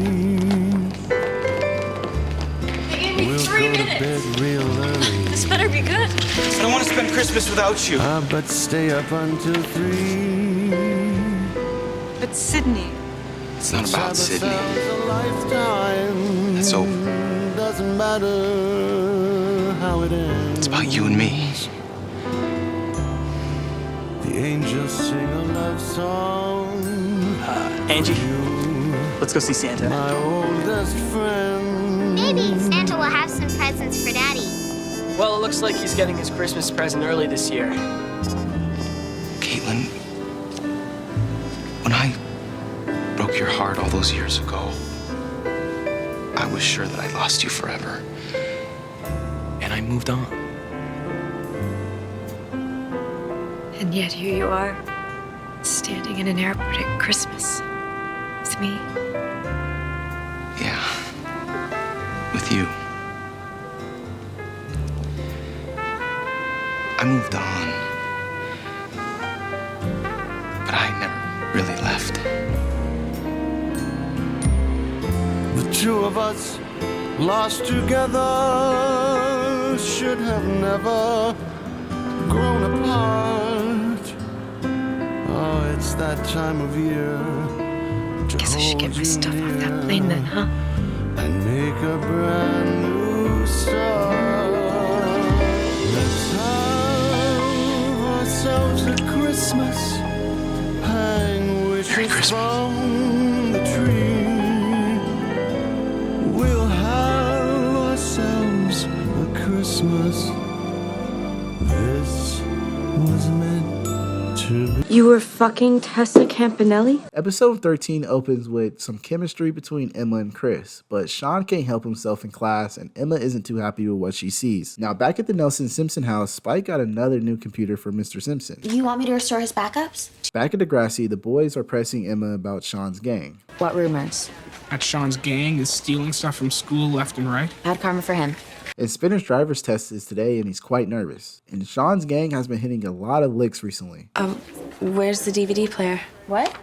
Oh, it's just...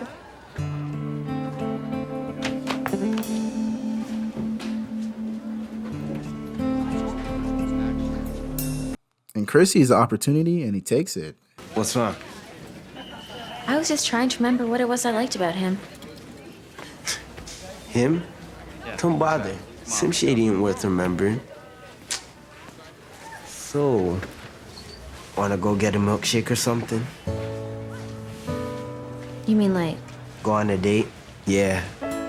So, after your meeting? Please?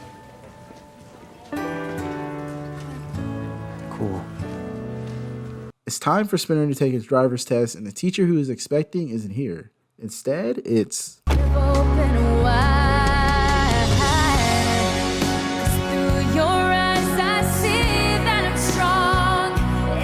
Afternoon, guys. We had 2 full classes, so you're stuck with me for the in-car. I'm Mr. Falcone. Paige, Michael Chuck, and might I say how good it is to have driving lessons with you. I'm glad to hear that. So Paige is flustered and it only gets worse. Whoa. Car's already running. Sorry. It's okay, but if it's a test, you would have already failed.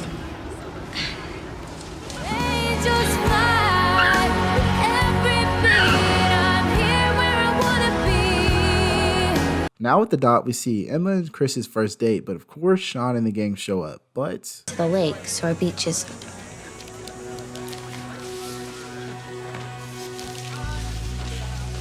Just look at them. They think they can just take whatever they want.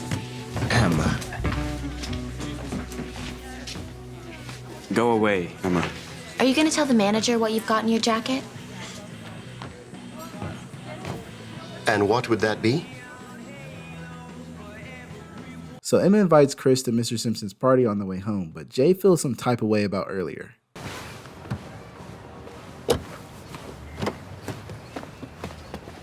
Why are you always getting into other people's business? You were taking Just a few chocolate bars. Big deal. Look, we're banned for life. Virgin, then go eat somewhere else. Come on, Jay. These guys want to ruin my fun? I'll start ruining theirs. And what is your idea of fun, Jay? Stealing the school's DVD player? Loads. Stealing a laptop? Way better. Jay. What's she gonna do? She's smart. She'll shut up for once. So Mr. Simpson's new computer is bugging out and Emma is pissed. Back at Degrassi, Emma is on a mission to get that laptop back, but Chris isn't too keen on the idea. And we find out Paige didn't do too well on her driving lessons. Huh. I wonder why. Word has it your driving instructor is quite the looker. Really, I hadn't noticed. We started with. That's why you got nervous? You got the hots for it. Hazel, some of us are trying to get an education here, okay? So Emma swears Sean stole this DVD player, and Paige having the hots for her driving teacher gets exposed, and Spinner isn't too happy hearing this. In the computer lab, Chris and JT talk, but Emma has a hunch. Emma, I told you the computer's long gone. I know, but the DVD player isn't. Okay, I was thinking, if we can get Mr. Radich to search Jay's car, who knows what he might find. If I help, you'll let this go. I promise. Now Emma and Chris are talking to Principal Radish about Sean and Jay. While Chris is making it clear they don't have any concrete evidence, Emma is saying otherwise. When did you see the crime take place? Sir, we didn't exactly... Yesterday, around 4 o'clock, Chris and I saw Sean Cameron and Jay Hogarth loading some equipment into Jay's Civic. Back at driving school, Spinner isn't taking Paige's crush too well, and this happens. For the innocent family? She's my girlfriend, dude. Gavin, watched up.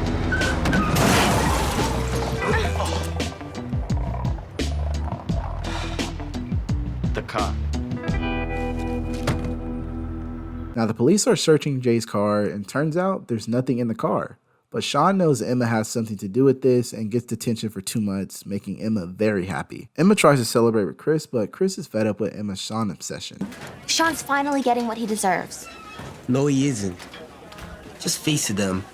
You're not over him. Chris? I'm just wasting my time. Paige apologizes to Spinner. Let's hope this storyline doesn't come back around. And Emma meets up with Chris at the mall.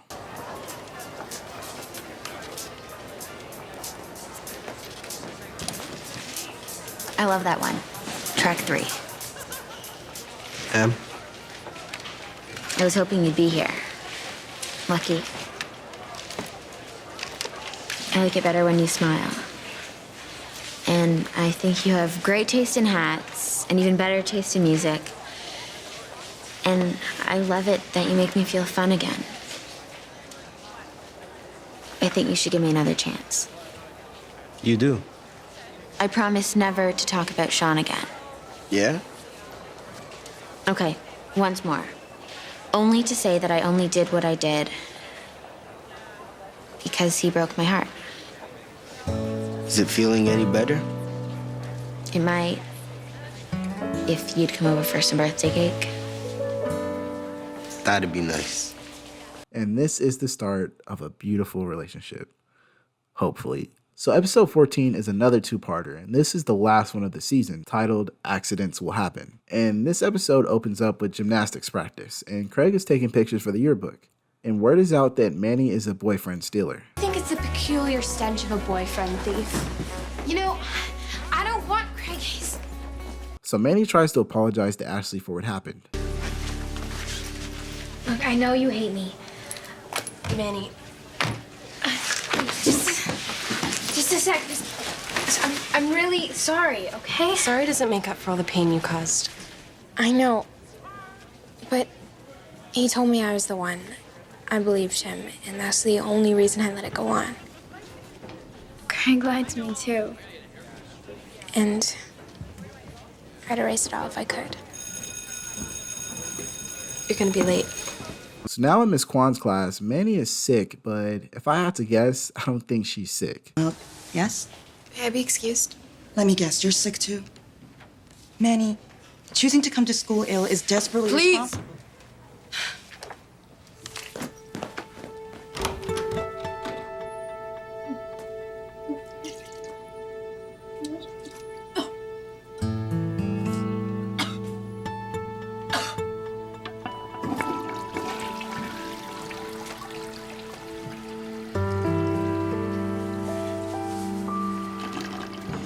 Now, Toby is trying to go to this concert with Jimmy, but Jimmy isn't letting Toby's nerd ass come to a rock concert. Are you crazy? Yo, dog, sup? Got more tickets for that concert? I love DJ Crazy Guns. You mean DJ Mad Bullets? No. Car space is too tight, plus you don't even like rap.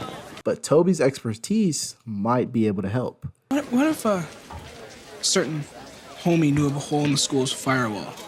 You know, the firewall protects the computer system with your grades in it? Then I'd buy him a Mad Bullets concert ticket and give him the shotgun seat. Peace. Okay. Emma is trying to be supportive for Manny, but goes too far like usual, and threatens to tell the coach she's sick, so she can't compete. So Manny gets picked to demonstrate her 5-star gymnastics to the whole team. And I don't think she really did anything, but everyone's clapping, so yay! So Hazel walks in because she's having girl problems, and Manny can help. I can't believe no one noticed. I just did a front walkover that belongs in a horror movie. Forgot to stock up. Oh, here. I haven't used mine in forever. Really? Well, yeah, I've been training really hard. Low, triage, urgent. Sure. Manny, I know this is totally none of my business, but you were sick earlier, and are you sure it's not something else? You're right. It's none of your business. After checking her calendar, Manny comes to the conclusion that she hasn't been having her period, so she talks to Paige. How do I know if he used a condom? What? Well, were you there, hun? I mean, it's just a tiny bit obvious.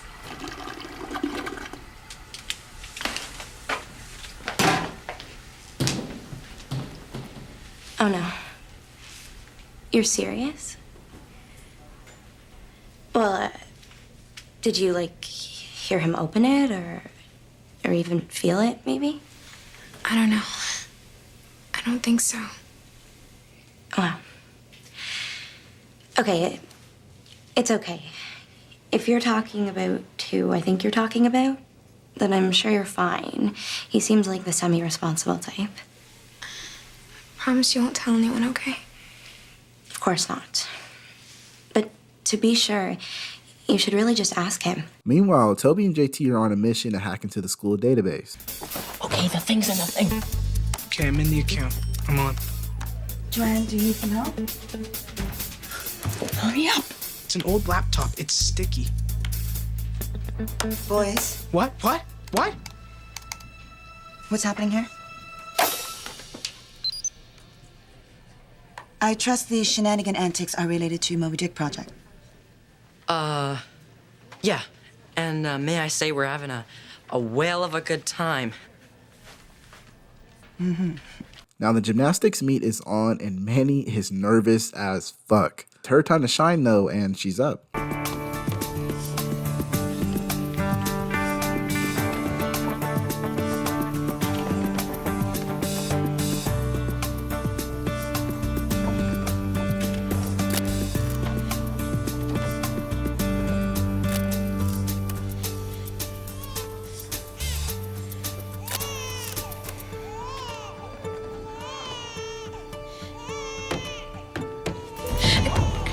Manny! Are you okay? What's going on? Come on, you hurt yourself. Okay, then get back up. You can do this. Forfeiture by Degrassi. What? Wait a minute, you can't do that. I mean, she probably fell. Craig tries to console her, but Manny gets straight to the point. Did you use a condom? What? I'm sorry.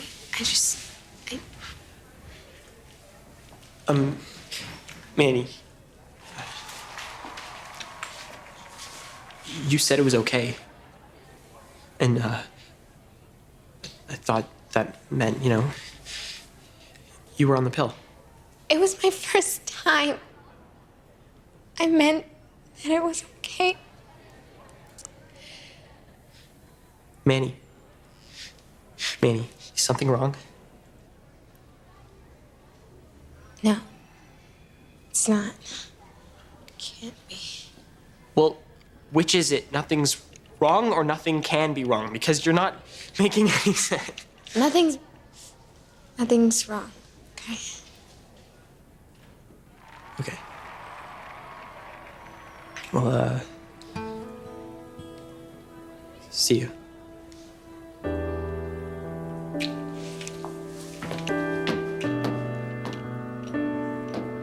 Now that Manny is pretty much positive that she's pregnant, she goes and tells the only person who will understand her situation.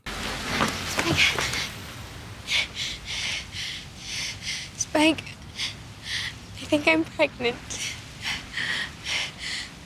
Back at Degrassi, Radish busts both Toby and Jimmy, and Manny asks Craig to talk. Look, I can't stay long. I have this bio lab. Something bad happened. What? What's wrong? I have a doctor's appointment to make sure. But I took this test, and I'm pretty sure I'm pregnant. Look, I know you're mad, and I'm sorry. I'm sorry. It's okay.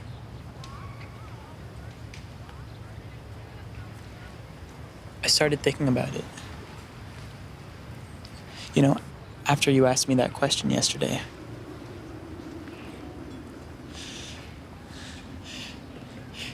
What if we had it? We could be a little family.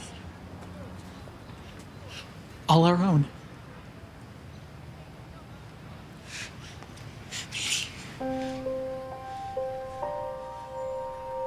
Bruh, this nigga Craig is crazy. So episode 5th fucking teen opens with these crazy ass teenagers actually planning on having a baby. And Paige has some words about it. So, that looked rather cozy. I gather everything was peachy when you asked the famous condom question? No.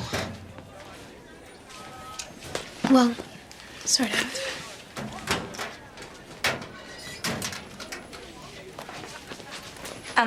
We have cheer practice this afternoon. I don't think...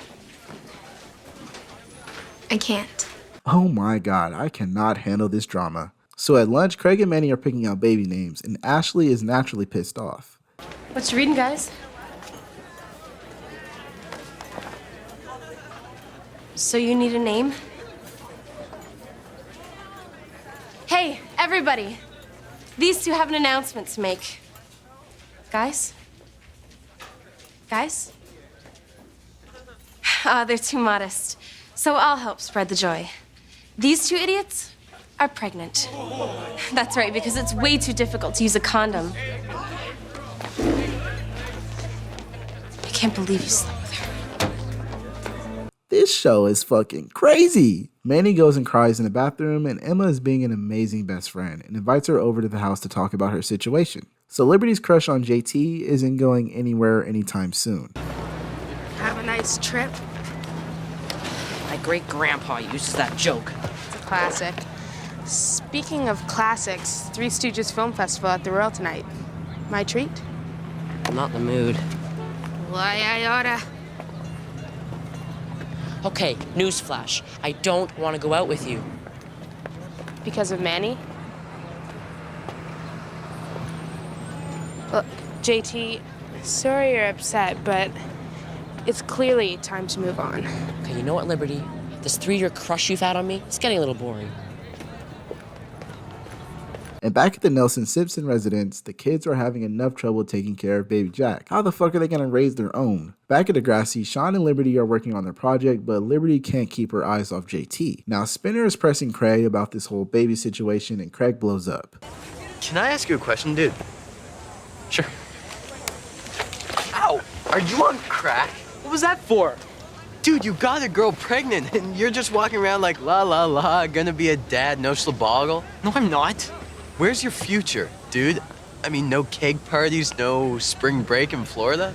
For once, I want to do the right thing, you know? But you don't have to keep the kid. There are other things you can do. This is what I want to do, Spin. You don't get it. No, I don't. At all. You've got a family. All right. I stay at some guy's house. But Manny and the baby, they're mine. They're for me. I told y'all this nigga was crazy. Manny is now slowly regretting this whole baby thing after a talk with Spike, and Liberty finds a new crush. You like? Now Manny is back at home and she spills the beans to her mom. Mom, I just saw Dr. Johnson. And Mom, I'm pregnant. Okay, I don't care. I don't care what you say, and I don't care what Dad says. Okay? Manuela. I am not a little girl anymore. And I'm not going away like Mary had to. Oh, stop, please. It's a shock. I know. I'm sorry.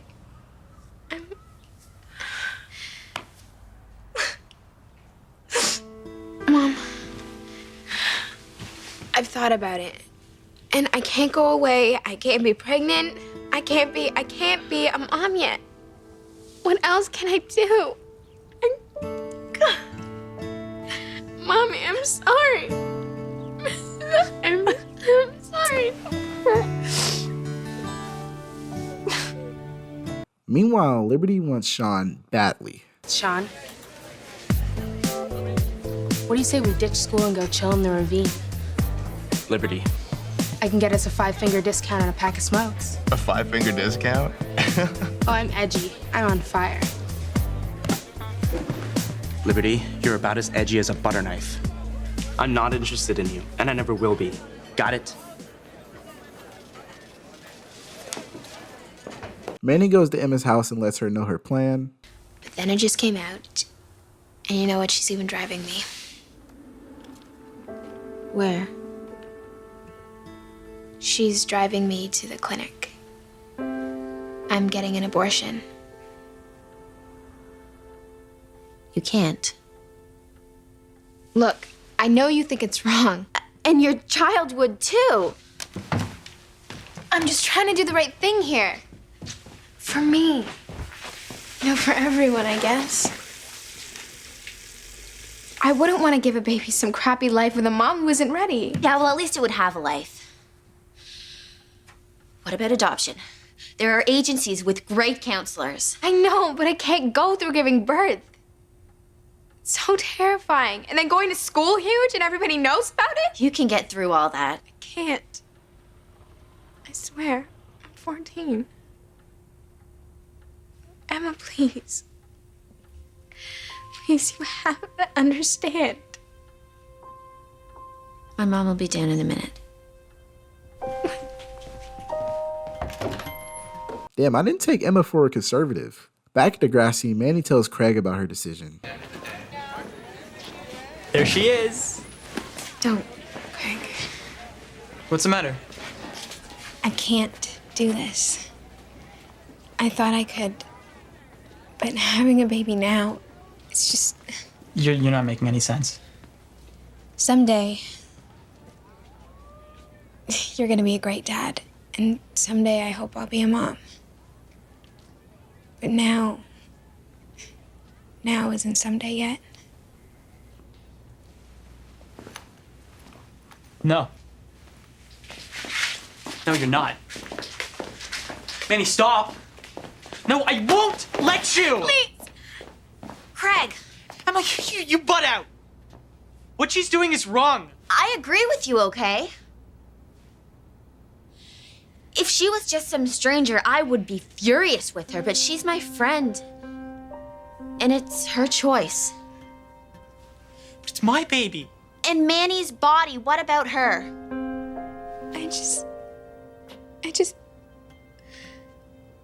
I can't.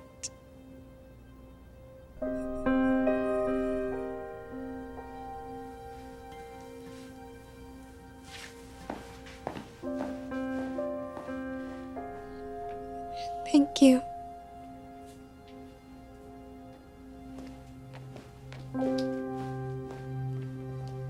Sean apologizes for lashing out on Liberty, and turns out someone does have a crush on Liberty. Now at the clinic, Manny and her mom are going through with it, and can I get a hashtag We Love You Manny in the comments, cause this two-parter was a hard watch, I cannot lie. Episode 16 is the infamous Breakfast Club episode, and starts with the lecture from Raditch. So Sean can't help himself but fuck something up and makes one of the ceiling panels fall, while Ellie is being super secretive about what's in her bag. Now they're trying to fix it before he comes back, and Sean and Ellie share a moment. So Sean is bored out of his mind and gets curious about how Hazel of all people ended up here. Someone tell me that clock is wrong. Some of us have social engagements. Like what? Does Paige need you to lick her boots before she goes out? Back it up, Sean. Still, a guy's gotta wonder why your girlfriend misconformity ended up in detention. And now everyone is sharing their stories. Meanwhile, Raditch is getting some much needed exercise. Since everyone is bored out of their mind in detention, Ellie comes up with a great idea. Truth or dare? Truth. Truth. Truth. Hazel, truth or dare? Truth. So what are you doing in detention? Out with it again. It's either that or take a dare. So, what are you doing in detention? I've changed my mind. Give me a dare. Fine. I dare you to kiss Toby. Jimmy? Jimmy? Yes. On the lips. Okay, Toby, I see you. But immediately after Toby gets a kiss, he can't wait to tell everyone. Wait till I tell JT. He's gonna be so jealous. No, because you're not telling him. Why not? Just some stupid dare. Because she's too embarrassed to have anyone know that she macked a total geek. And everyone wants to know why Hazel is here, and we finally find out. Why are you here? Paige pull your puppet strings? Make you dance? Paige can't make me do anything. Whatever. Why? Because I got caught surfing porn, okay? Got some spam in my email, and I was curious. And this leads to everyone having the time of their life. Until... What's going on in here? It's Raditch's Bad Kids Detention Roundup. Oh. Are you here, Mr. Simpson, because you're coming back? You're okay? For the moment. Chemo's done. Starting to get a bit antsy. And I missed all you bad kids. Sean gets bored of the hockey game and decides to tell Ellie, and they both let out their secret. It's with the elastic bands. You don't want to tell me. It's fine. I just thought you weren't hiding it. It's a therapy technique to stop me from, you know. I guess everyone knows about me. They know about the rumors. I'm sure the rumors are more interesting. I doubt it. So why do you cut? What?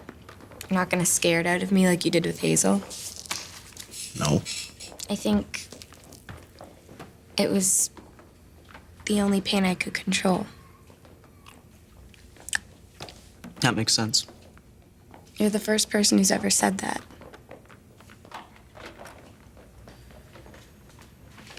People talk about you too. Why? Because stuff gets stolen? Yeah. But it's all talk though, right? You don't know anything. I do. Because I'm stealing it. Incoming!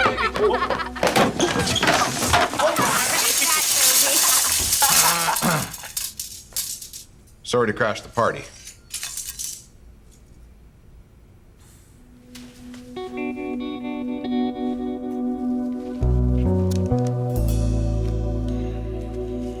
So now everyone is stuck in their own room for the rest of detention, but Ellie can't take it. Now the gang decides to explore the school and they find an entrance to the roof. And Jimmy finds a necklace and gives it to Hazel. I think it would look a lot better on you.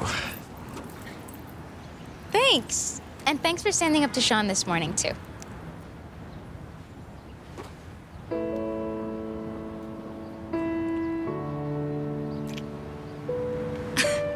What was that for? For making you kiss Toby, I guess. I kissed Toby. And Ellie tries to scare Sean by showing her scars, but instead, he grabs her hand and they share another moment. Toby overhears Mr. Simpson talking to Radich, and they have a pretty good conversation about life. Lots of behavioral problems around here lately. Big crackdown going on. Fill you in on Monday. Our Saturday detention's part of this crackdown? Yes, sirree. Zero tolerance. So now we're the police. Surely you believe we've got to control these kids. Educate them, yes. Discipline them, sure. But control? Archie. Oh, come on. What's the worst that any of them have ever done? You got Jimmy and Hazel and Toby? And Sean. This is the first Saturday in months I haven't felt like dying, Dan. And life, it's way too short. But of course, Radich just has to see something. Now everyone is scrambling back to the classes and Jimmy's dumbass drops the keys. And Ellie, being an ace reporter, recorded Sean's confession, but she drops her bag and this happens.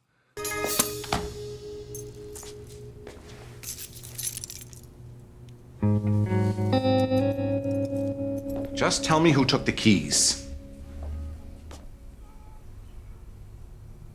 Okay, fine. You all have Saturday detention for the next 3 weeks. I'm trying to do the right thing here. Help me out. Mr. Radich. I did it. I took the keys. Toby, I'm disappointed. But I appreciate the honesty. Go home. All of you. Enjoy your weekend. Detention is over. And Ellie, being an ace reporter, recorded Sean's confession, but when she drops her bag, everyone hears it. You don't seem scared of me. Nope. You don't seem freaked by me. Nope. Are you freaked now? Why would you tape us like that? It's for a TV piece for co-op. But I wasn't gonna use any names. A piece about what? Us? Detention? No.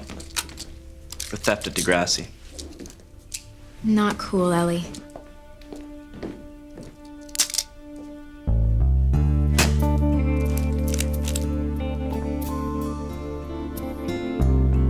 Now school's in session and the whole social dynamic is flipped on its head.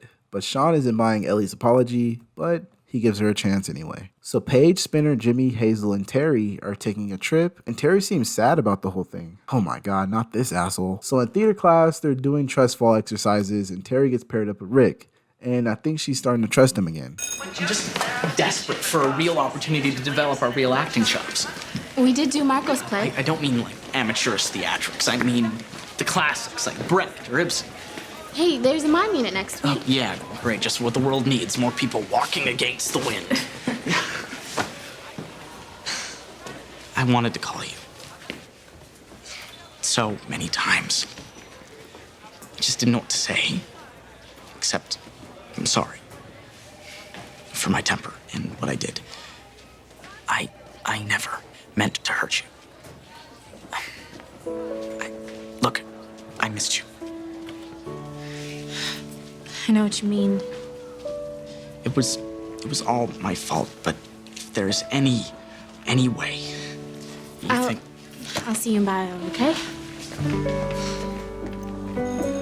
Mr. Simpson is officially back teaching, and Ellie and Marco are going to the movies this weekend. But Ashley is confused. Seeing a double bill. Of classic Indian cinema. And you really think Sean's gonna sit through that? Why would Sean come? Well, it is Saturday, right? You guys are seeing each other. So? Doesn't mean things change with my friends. Change isn't automatically bad, Elle. Back at the news station, Ellie and Caitlin are looking over some tape, and Sean appears, and he's here for a reason. Ellie Nash just said nice. So tomorrow, Yes? It's the opening weekend of Elimination Round 3. It's a movie. An action franchise. Do you want to? Yes. You can take your time. Oh, but What? Is there a problem? no. That would be nice. Now at the dot, everyone's hanging out, but Terry invites Rick, and the gang isn't too happy. Terry, can I buy you a latte? So sweet. I'll be right back.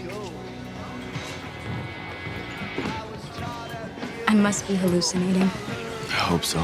I so refuse to drive that freak around all day. Paige, no. Spin, she's right. Yeah, but if we leave him behind, guaranteed we leave her behind too. Without any of us to look out for her. And then it's open season for Rick again.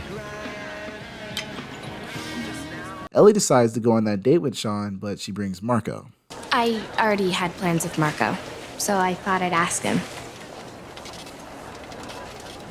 Is there a problem? Let's get seats. Now the trip is official, and Rick comes along with Terry. Come on, Terry, why don't you sit here? Rick, I would rather you not dent my parents' van with your butt. I'm not hurting it. Rick, come sit over here with me. And Sean isn't having the greatest of time.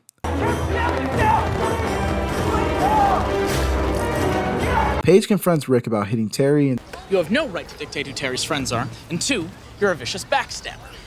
Oh, I'm vicious? Everything you say is a judgment. You think you're so perfect. What? Well, I'd rather be that than a psycho. Terry decides to go after Rick and chooses him over her friends. Rick's right. I'm so tired of you pushing me around, telling me what to do. I'm sick of it. Fine. If I'm such a bad friend, go after him. Go!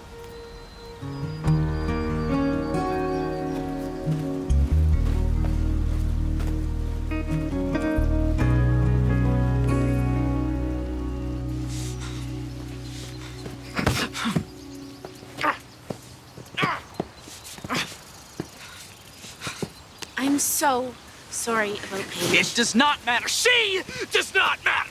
Please, Rick. Calm down. I'm sorry. I'm sorry. I'm just so happy. We're together again.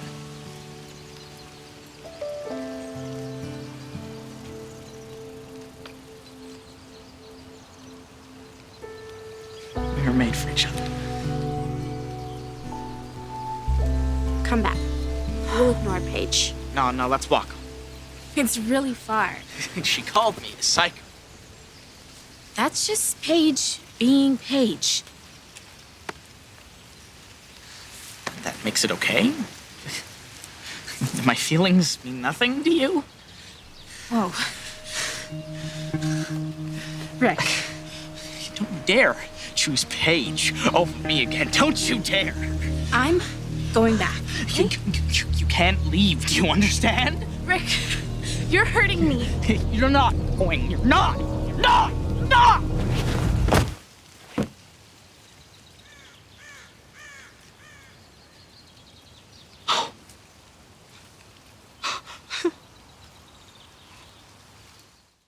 Back at Degrassi, the school has an announcement about Terry's condition, and everyone's discussing it. Like an accident, or it was no accident?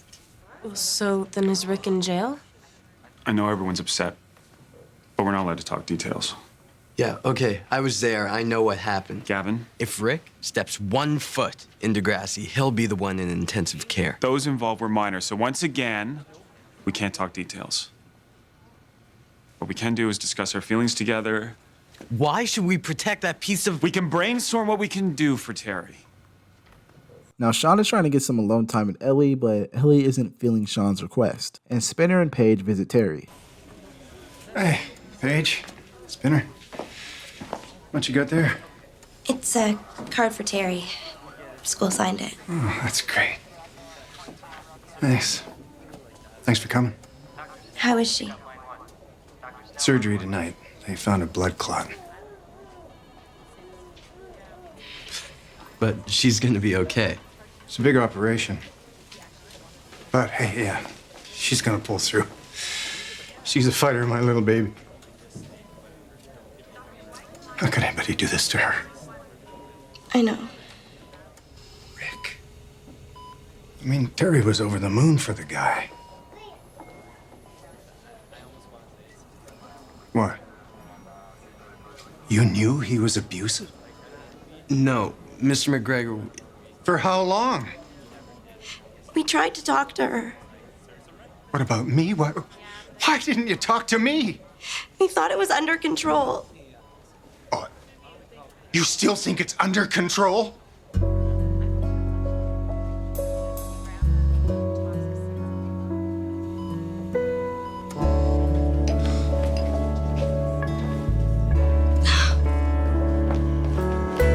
Later at Degrassi, Rick's here and Spinner's about to pummel him. Terry's in the hospital, and you're just sitting in here? Spinner, stop, please! Oh, did Terry tell you to stop? Did you listen? Spinner, just let it go! Please, Spinner. Stop it! Let him go! You stay away from my son. Both of you!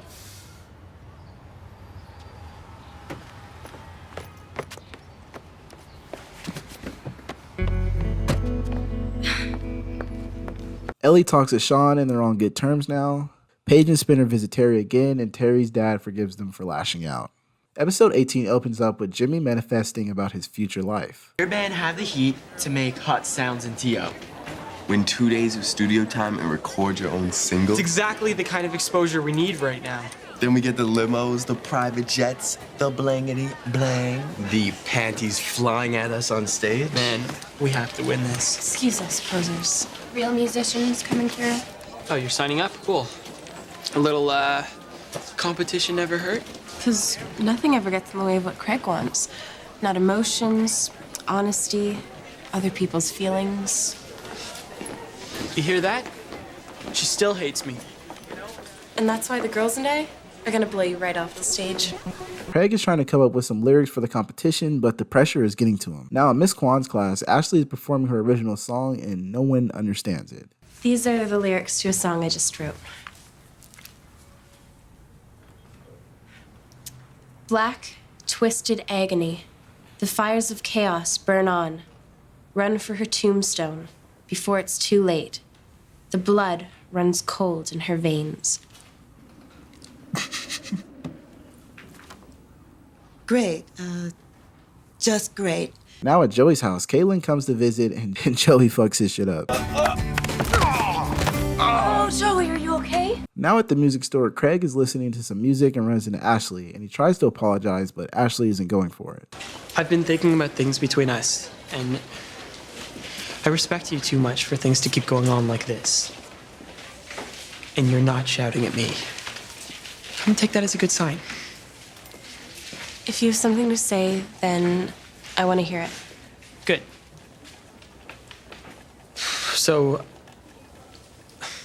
I'm sorry I made fun of your lyrics earlier. You're a really good writer and musician, and that wasn't fair. This is about my lyrics. Yeah? What did you think? No, what was I thinking? Now back at Joey's house, his back is done for, and Caitlin is trying to play superhero and she's going to take care of Joey while his back is out. Now it's time for band rehearsal and Craig's band performance, but they don't have any lyrics. Yeah, we're gonna have lyrics by then, right? I got it covered. So Craig decides to drop out of the competition. I'm out of the contest. Just wanted to tell you guys. What? Craig, you can't just... Ashley's won already.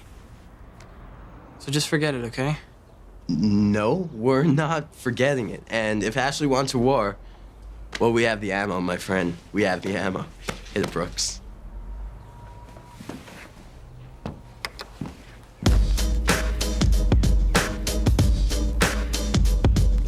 A homie is a player, and that is all. So why'd you have to go and kick his ball and chain? Ain't that your name? Cause you a player hater, and that's a shame. And chicks like you ain't worth too much. So shut up, girl, and make my lunch. Yeah!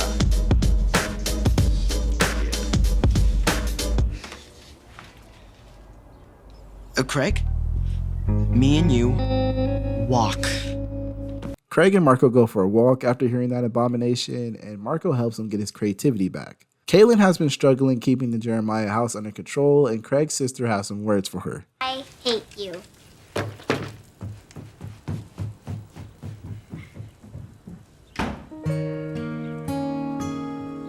Meanwhile, Ashley's band has some new t-shirts for their band, and Craig is fed up. It's now time for Craig's band to perform, but with no Craig. You don't have a chance without a singer.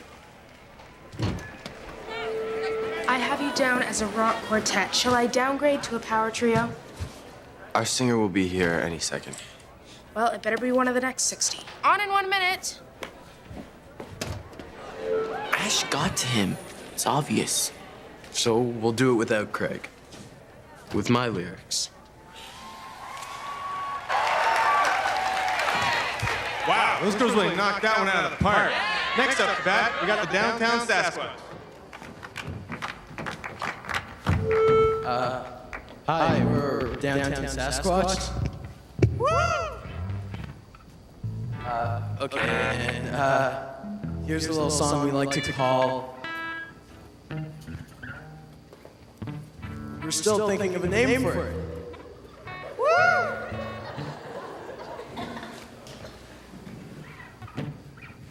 And it goes a little something like this. Spin.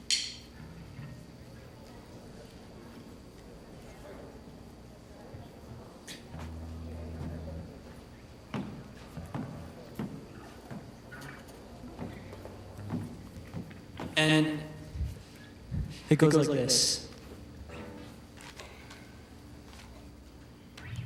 I don't know if you'll forgive me for being so blind to how you felt.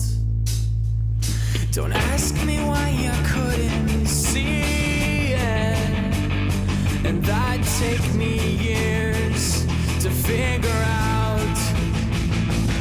And that's not something I know much about. But there's only one way to find out. Yeah, yeah, yeah. What I know is that I hurt you.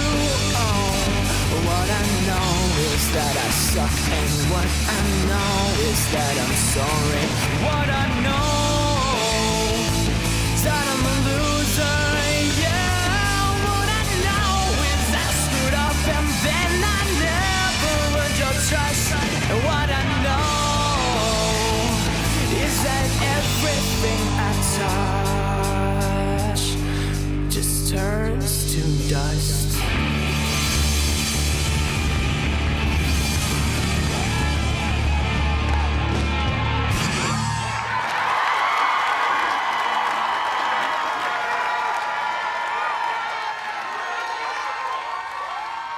Ashley's song was better. So apparently Craig's band won and Ashley gives him his props. So episode 19 opens up with there being a dance and Marco is hosting it. Back at Degrassi, Paige's brother invites Marco out to the movies, but he declines. And JT got a commercial and still has a huge crush on Manny and comes up with the idea of having a watch party at Toby's house. It's lunchtime now and Spinner is pressing Marco about dating Dylan. Do you like Dylan or what? A little louder, Spin. I think a few kids in the back didn't hear you. Just answer the question. Yeah.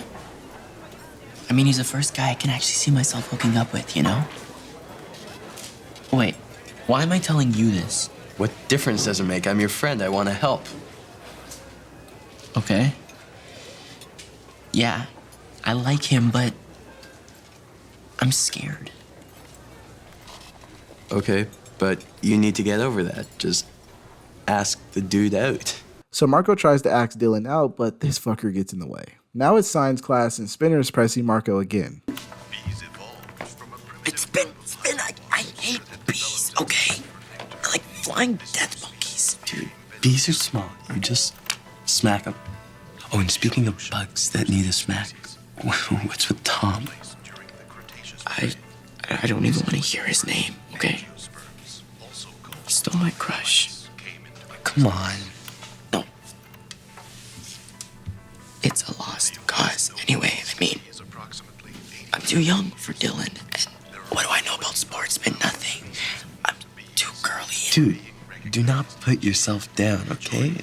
Dating's war. You have to be ready to fight dirty. Look, all I know is that Dylan moved on. So, maybe I should too. So Spinner decides to take matters in his own hands and confronts Dylan. Dylan, my man, what's going on? Spinner? Yeah, listen, I need to talk to you about your little friend, Tommy Boy. Okay, on the down low, dude's got scabies. What? I saw him in the shower. Sick. It's disgusting. What is this? Hug the homo day? Just care about your man, showing you love. Oh, Spinner, I can't believe you, man. I'm just trying to help out Marco. You like him, right? Then ask him out. I don't think he's ready. What's the worst that could happen? Listen, I wasn't ready for my first date, okay? And it was a disaster. I just don't want to put Marco through that. It won't happen. What do you know about being gay? Well, I know Marco, and I know he likes you a lot. Just think about it, okay? At cheerleading practice, Paige tries to talk to JT, but JT has other plans. Sorry, no pockets. Just read it. Everyone's gonna be there. Emma, Liberty. But this is at Ashley's house. Yeah, but Toby said she's out for the night. I'd really like it if you came. Me too. But I can't. Why? Just tell me. At school, when people talk about me, I walk. At a party, I'm stuck. Well, what if I told you I won't let anyone say a word about you? That's really sweet. But Annie, please. The commercial might seem dumb, but it's a dream come true. okay, I'll be there. And Dylan takes Spinner's advice and asks Marco out. We need to talk. Okay. I just thought you should know that there's someone I like. Oh. Yeah. I mean, I understand I'm too short, too young, too girly. And way too hard on yourself. Are you messing with me? Guilty as charged. You're such a jerk. Hey, take it easy. Haven't even asked you out yet. So, tonight, you want to go see that zombie movie, or will it freak you out? Yeah, a little. But I want to. Good. So it's a date?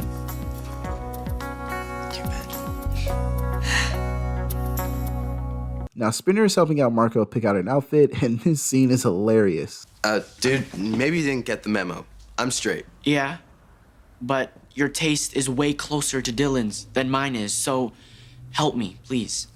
Okay, it's like straight eye for the gay guy, right? Okay, this, Enrique called. Wants his shirt back. This, whole Oliver Twist thing. Please, sir, don't wear this. You look like an idiot. Spin, look.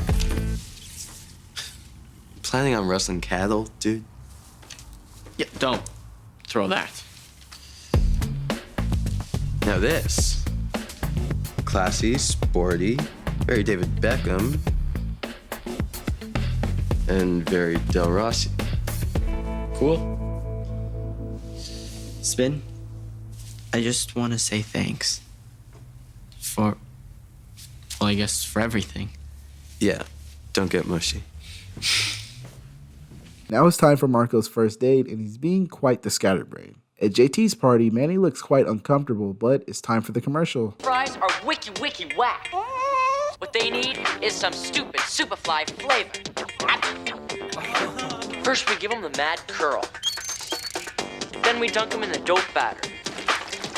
Then it's time to kick Superfly fry flavor. A crazy combo of 7 slammin' spices. That Superfly taste is off the chain, yo. Hey, don't get off of my fries, dog. Get your fry on. Superfly fries.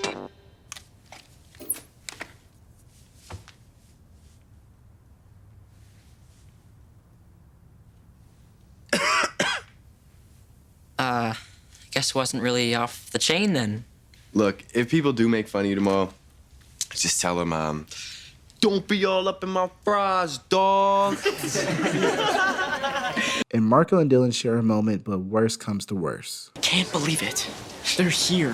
Who, flesh-eating zombies? Worse, my parents. Okay? Marco, Hey, Ma. I thought you were studying with Spinner. Spinner got sick. Actually, I bumped into Paige's brother, Dylan. You are Dylan. My son, he talk about you all the time. He does. Yes, he say you're a great hockey player. And I love hockey. Why don't you come to dinner with us? Ma, we already ate. You know how your father gets. At the dinner, Marco's dad can't help himself but asks what he thinks is an important question. Nice. I'll put it with the girls. Not like Marco. I'm just saying. You guys are young. Right now, it should be girls or girls or girls. And now we know why Marco never told his dad about who he really is. JT and Manny share a nice moment, and they both have something they can relate to now. Marco and Dylan talk about their date and the disaster it was, but Dylan doesn't care. So then, does that mean I get another shot? A chance to redeem myself? Well, it depends.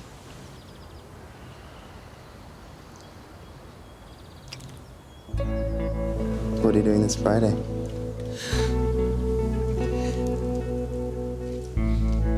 So episode 20 opens with Paige needing a much needed break from school and decides to play hooky with Spinner. Dylan lets her borrow the car for the day and she seems pretty prepared. Spinner fakes a fever and he seems pretty prepared too. JT is trying to score a date with Manny through Emma but scores detention instead. Meanwhile, Ashley is writing pain through her music. The eye of the storm, the depth of the sea. A black hole rips me from inside out. Gravity ending me. Now, Paige and Spinner have officially skipped school, and Paige invites Ashley to hang out with her. Now, back in lunch detention with JT and Emma, JT goes on Mr. Simpson's computer and finds something he wasn't supposed to. Paige, Ashley, and Spinner are at dinner now, and Ashley doesn't have an appetite after seeing Terry, but what's worse is this. I'm sorry, okay, but seeing Terry in the hospital sort of did that to me. Yeah, me too, but getting all down and sucky doesn't help anyone. You just don't get it, do you? Ash?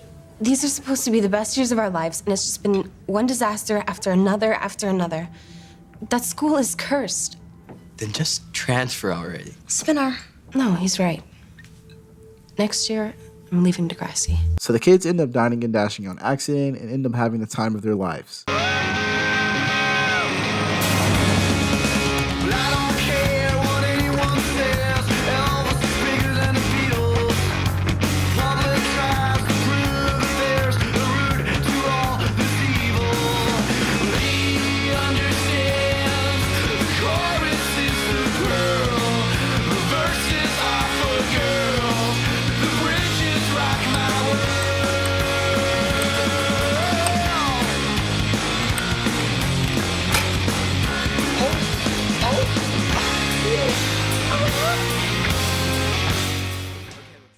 Now they're at an art show and Paige gives Ashley her 2 cents after she's been a buzzkill all day. Okay, I'm sorry you had a crappy year. I'm sorry Craig treated you like dirt, but get over it. Paige, you have no idea. You take everything so seriously. Just lighten up. Yeah, I'll just do that, Paige. You should. I'm sorry to be brutally blunt, but Craig didn't cheat on you just because of hormones. Paige, So run away next year. But it won't help. Because the real problem is you. Emma's looking for Mr. Simpson and oh shit, it's a fight. Hey, that's enough! Alex! Emma! Simmer down. Emma is now in the principal's office and confronts Mr. Simpson about his will. Where's a good T-bone steak when you need one, huh? I thought we were done with secrets. Dad.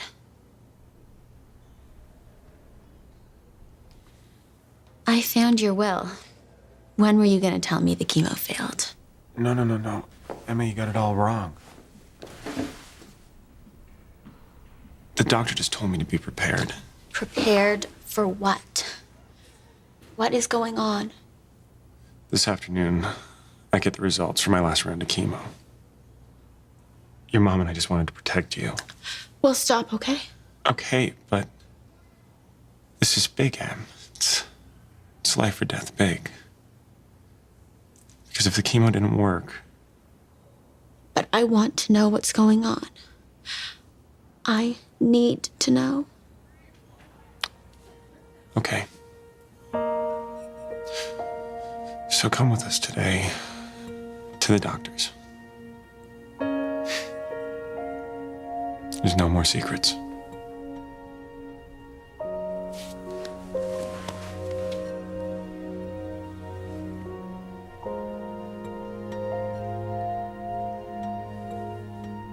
And before the day is over, Ashley decides to finally have some fun. Good for you, Ashley. And at the doctor's office, Mr. Simpson is going to be fine, and Ashley is laughing. Holy shit, who died? Episode 21 opens with Jay and Sean still on a stealing spree, but this time they end up getting caught. Sean, now at home, gets talked to from his brother about his new friend Jay. Hey, Jay, you talked you into doing this? What? No. I know guys like him, Sean, all right? He's bad news, and you're gonna have to cut him loose. He's my best friend, okay? Dad. Back at Degrassi, Liberty of all people is giving JT some advice on who to take to the upcoming dance. As a more experienced dater, I'd like to offer you some words of advice. Oh, this should be good. Ask Manny to the semi-formal. You're right. She doesn't like me that way. Wanna bet?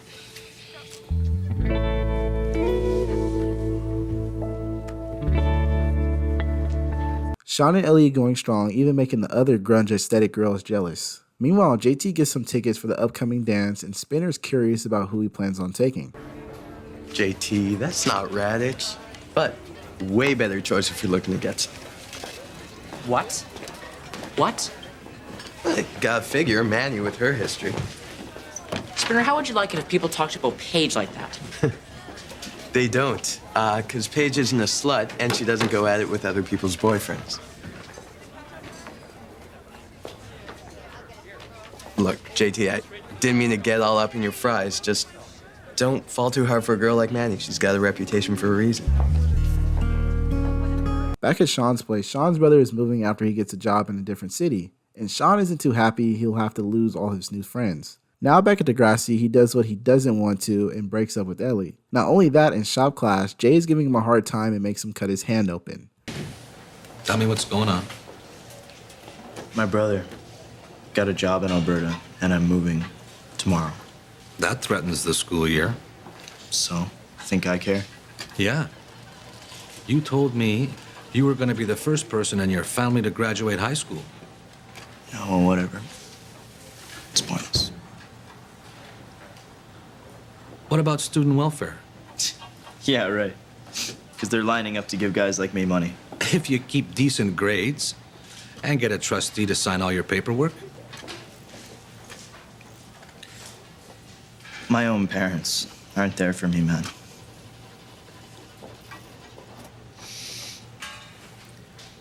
Then I will be. Mr. L, you barely know me. Sean, I was the first person in my family to graduate. I know more than you think. After the good news that he can stay in his spot, he tells Ellie, and on the first day by himself, he blasts music and enjoys himself a big piece of chocolate cake. Just like a real grown-up. And Manny is stoked to find out JT is planning on taking her to the dance. Then back in shop class, Sean lets everyone know he has open pad. But of course, when you give a teenager an inch, they're gonna take a mile. Oh man, it's such a different place from the place that I'm living, and I just can't erase all the memories of everything I lived as a kid. I learned from so many, and I did as they did. I remember being young, that it put me on a plane, took me to a world that for years I remained, till I came to a time where I ran right back to the place I was from, and my bags they were packed. Yo, the impact hit me like a high-speed train. So much information going right inside my brain. In the rain outside, I could hear it on the streets. Thunder and the lightning with sounds of release. So the city lights stretched across two sides. And two worlds come together, everything just collide. Fused into one in a place so old. Generations and nations and tales to be told. I'm that guy that people don't get. They don't understand that I will not let anybody ever try to tell me how to live. People always say, gotta learn to give. So if you see me, I'm walking all alone, tripping in my zone, talking on my phone. Don't be afraid to come say hello, cause it's all good, just let me know. There were people that I find you that I would not forget. Every story that I heard, everybody that I met. No regrets and respect like you wouldn't believe. And I don't think Sean can handle all this freedom. JT tries to ask out Manny, but spots her with Craig and starts getting second thoughts. JT, can I talk to you for a second? Now isn't a very good time. I heard you were gonna ask me, and I was waiting. JT. I saw you with Craig. And? We hadn't talked since... He was just making sure I was okay. Yeah, right. What? You think I was about to go off and have sex with him? Because I'm that easy? Manny. He was the one who was cheating on his girlfriend, okay? But no one ever talks about that, do they?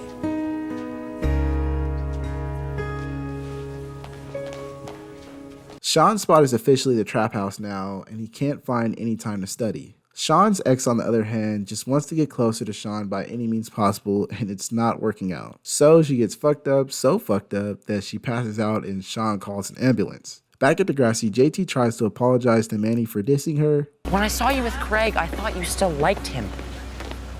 Look, when I asked you out the first time, you blew me off. I was afraid that was gonna happen again. I was an idiot, okay? I admit that. But I'm only gonna ask you this once. I got 2 tickets to the semi-formal. Will you go with me? All right, I lied. I'm gonna ask you twice. Will you go with me? I'm warning you, I'm prepared to wait. Months if I have to. Well, maybe not months. We'll miss the dance. Was that a yes? I heard a yes. Can we get a ruling on that? JT, you're such a jerk. But, you mean that in the best possible way, right?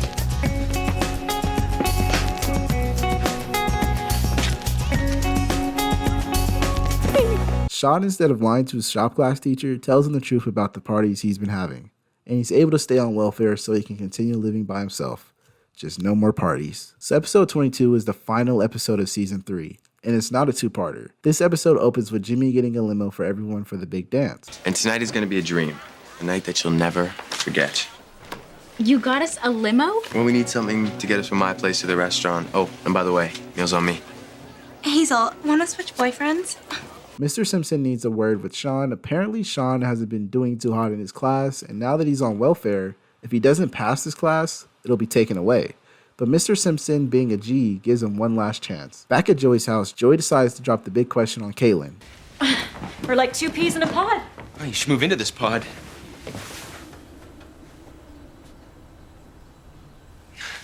Seriously. You're already a huge part of the kids' lives. I know they would love it if you moved in. More importantly, I would love it. Whoa. This is sudden. Think about it. Your stuff's already here, and you should be too. I gotta get to this meeting. We'll talk at dinner, okay? Now it's limo time for the big dance, and the limo pulls up, but it's not what they were expecting. Oh shit, is that Billy Ray Cyrus? Back at Caitlin's job, she gets a huge promotion that requires her to travel the world. Documentary series on UNICEF's work of HIV/AIDS. Station gave us their answer today. They said yes? Congratulations. We submitted that, what, a year ago? It's for Geneva, leaving tonight. Excuse me? Yeah, there's a world conference next month on HIV/AIDS. And you're off to Africa, India, Southeast Asia, the Caribbean. It'll be a hectic 9 months. I can't. Sorry. This is your project. It's your baby. The man I love asked me to move in, and I'm not gonna turn him down. Not for this, not for anything. And Sean passes Simpson's class, but before that, he has something to get off his chest. You used to come to me with your problems and I try to help out. You don't anymore, and that's cool. It's your business. It doesn't mean I've given up on you. I'll always be here for you, Sean. I stole your computer. Your Alienware laptop. I stole it to get back at Emma. But I lost it. My chemo. Wasn't your chemo, and you didn't lose it. I stole it. And I'm sorry. I'm so sorry.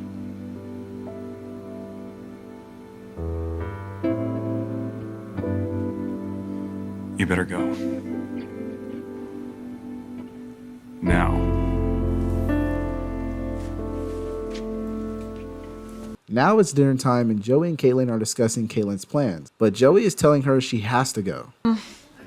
Tomas had big news. They wanna do my HIV/AIDS series. That's amazing. Yeah, and amazingly bad timing because I'd have to leave tonight on a midnight flight to Geneva. So forget about dinner. Let's go pack your things. Sir, can we get the bill? Joey, I turned it down. What? Why would you do that? Because I'm moving in with you. No, you have to go. I mean, this is an opportunity of a lifetime. I sort of thought you were my opportunity of a lifetime. I'm not going anywhere.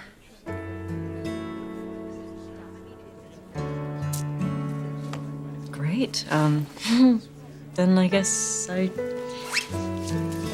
gotta go.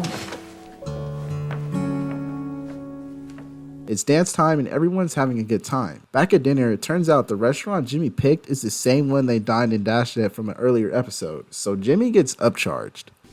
I think you charged us for 3 extra dinners. You 4 plus 3 lunches from a few weeks ago. Don't forget to tip. Spin, let me $40. Paige?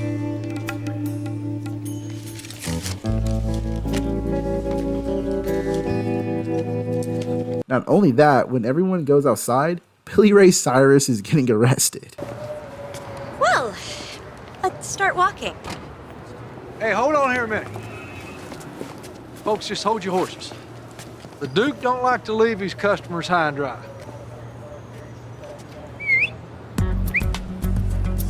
We're gonna pull up to the prom in a cop car? Forget it. Well, son, you're already in deeper than a stable boy after a month of Sundays. I take the car. We'll take it, Duke. My pleasure. Folks, have fun at the prom. Let's dance, cop. So Caitlin and Joey are going through it again. What's going on? Plane leaves in a couple of hours since I'm taking the job. You walked out on me. Why? I don't know. Crazy me. I thought you actually wanted me to move in. I do, but if it takes a couple of months, so what? It's not a couple of months. Joey, it's almost a year. And if you really loved me, you wouldn't want me to go.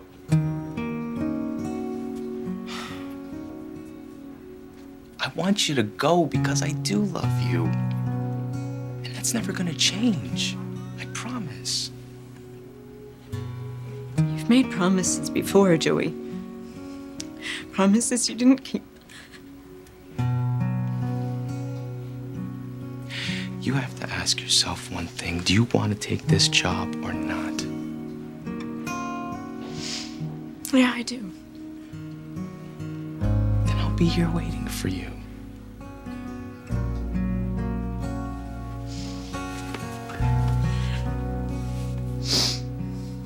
And Sean tries to help Mr. Simpson with his troubles, but Mr. Simpson still can't get over the information he just received. And back at the dance, everything's going good. A little too good. Degrassi, and welcome to our Bollywood nights. Are we all having an amazing time or what? All right. So let's decide how we're gonna choose tonight's king and queen. You'll notice some voting boxes out. All right, everyone, you know the drill. You all need to move forward in a calm, quiet, and very wet.